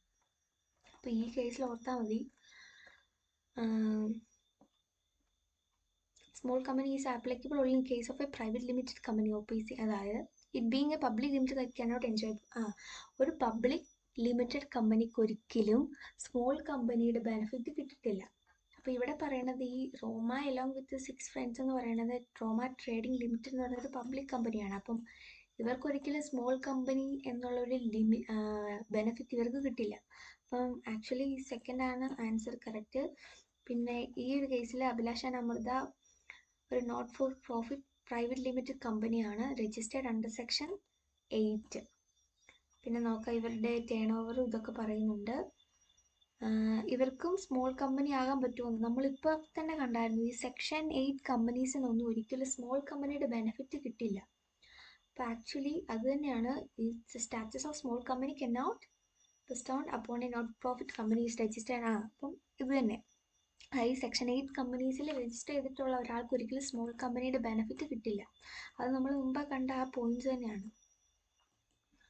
പിന്നെ 4ാമത്തെ ക്വസ്റ്റ്യൻ എന്ന് പറയുന്നത് ഒരു private limited company 9% non convertible debentures 10 lakhന് ഇഷ്യൂ ചെയ്തു. ആൻഡ് പിന്നെ directors company to get them listed after due formalities. The privately placed non convertible debentures 10 lakh list ചെയ്തു. അവർക്ക് ആപ്ലിക്കബിൾ ആയിട്ടുള്ളത് നമ്മൾ ആ ഒരു സെക്ഷൻ 2A ഈ ലിസ്റ്റഡ് കമ്പനിയുടെ കേസിൽ പറഞ്ഞായിരുന്നു. കുറച്ച് പേര് ഒരിക്കലും ലിസ്റ്റഡ് കമ്പനീസ് ആകാൻ പറ്റില്ല. ഒരു public company non convertible debenture redeemable preference shares issue ചെയ്യുന്ന കേസ്, അങ്ങനത്തെ കുറച്ച് കേസ് നമ്മൾ മുമ്പ് നോക്കിയായിരുന്നു. അപ്പോൾ ഈ കേസിൽ ഇവിടെ നോൺ കൺവേർട്ടബിൾ ഡിബഞ്ചേഴ്സിൻ്റെ കേസ് പറയുന്നുണ്ട്. ഒരു പ്രൈവറ്റ് കമ്പനി പിന്നെന്താണ് non convertible debenture 10 lakh were listed the privately placed. അപ്പോൾ ഈ കേസിൽ എന്താ വരുന്നതെന്ന് വെച്ച് കഴിഞ്ഞാൽ കെ വിശാലിനോട് അവർ ഒരിക്കലും ലിസ്റ്റഡ് കമ്പനി ആയിട്ട് ട്രീറ്റ് ചെയ്യുകയില്ല. Associate company in relation to another company means അതിന് അടുത്താണ് associate company in relation to another company means a company influence and includes a joint venture. ഇവിടെ അസോസിയേറ്റ് കമ്പനീസ് എന്ന് പറഞ്ഞിട്ടുണ്ടെങ്കിൽ മോർ ദാൻ 20% വേണമല്ലോ അവർക്ക്. അപ്പോൾ ഇതിൽ 20% ഏതാണോ ഉള്ളത് അതങ്ങോട്ട് സെലക്ട് ചെയ്യുക. അപ്പോൾ 5 നമ്മൾ കഴിഞ്ഞു. പിന്നെ ഇതിൻ്റെ ഡിസ്ക്രിപ്റ്റീവ് ക്വസ്റ്റ്യനിൽ സെക്കൻഡ് ക്വസ്റ്റ്യൻ നോക്കാം. Flora and Flona limited was registered as a public company. There are 230 members in the company is noted below. അപ്പോൾ ഇത്രയും ആൾക്കാർ കൂടി 230 പേരുണ്ടെന്നാണ് പറയുന്നത്. The board of directors of the company propose to convert it into a private company.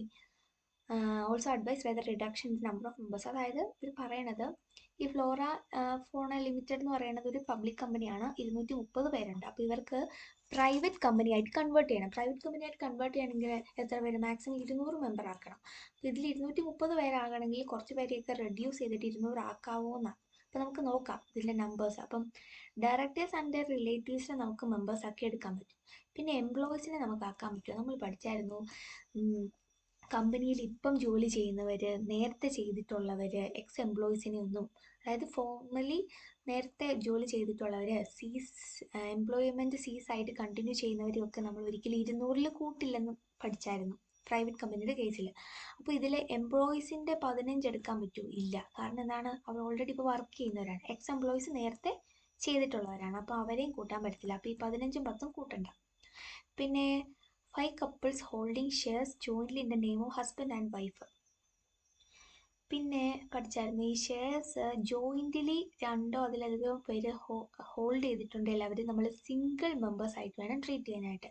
ഇവിടെ 5 couples ഉണ്ട്. അങ്ങനെ 5 × 2 10 പേരാക്കുക. അപ്പം 10 ഷെയർസ് ആയിട്ടാണ്. അപ്പം ഇതിൽ 5 കപ്പിൾസിനെ 10 ആയിട്ട് കാണണമെങ്കിൽ നമ്മൾ ബൈ 2 ചെയ്യണം. അവരെ എല്ലാവരെയും ഓരോരുത്തരായിട്ട് കാണണം. അപ്പം 5 കപ്പിൾസ് ഉണ്ടെങ്കിൽ 5 പേരായിട്ട് ട്രീറ്റ് ചെയ്താൽ മതി. അപ്പം ഇതിനെ നമ്മൾ ബൈ 2 ചെയ്യണം.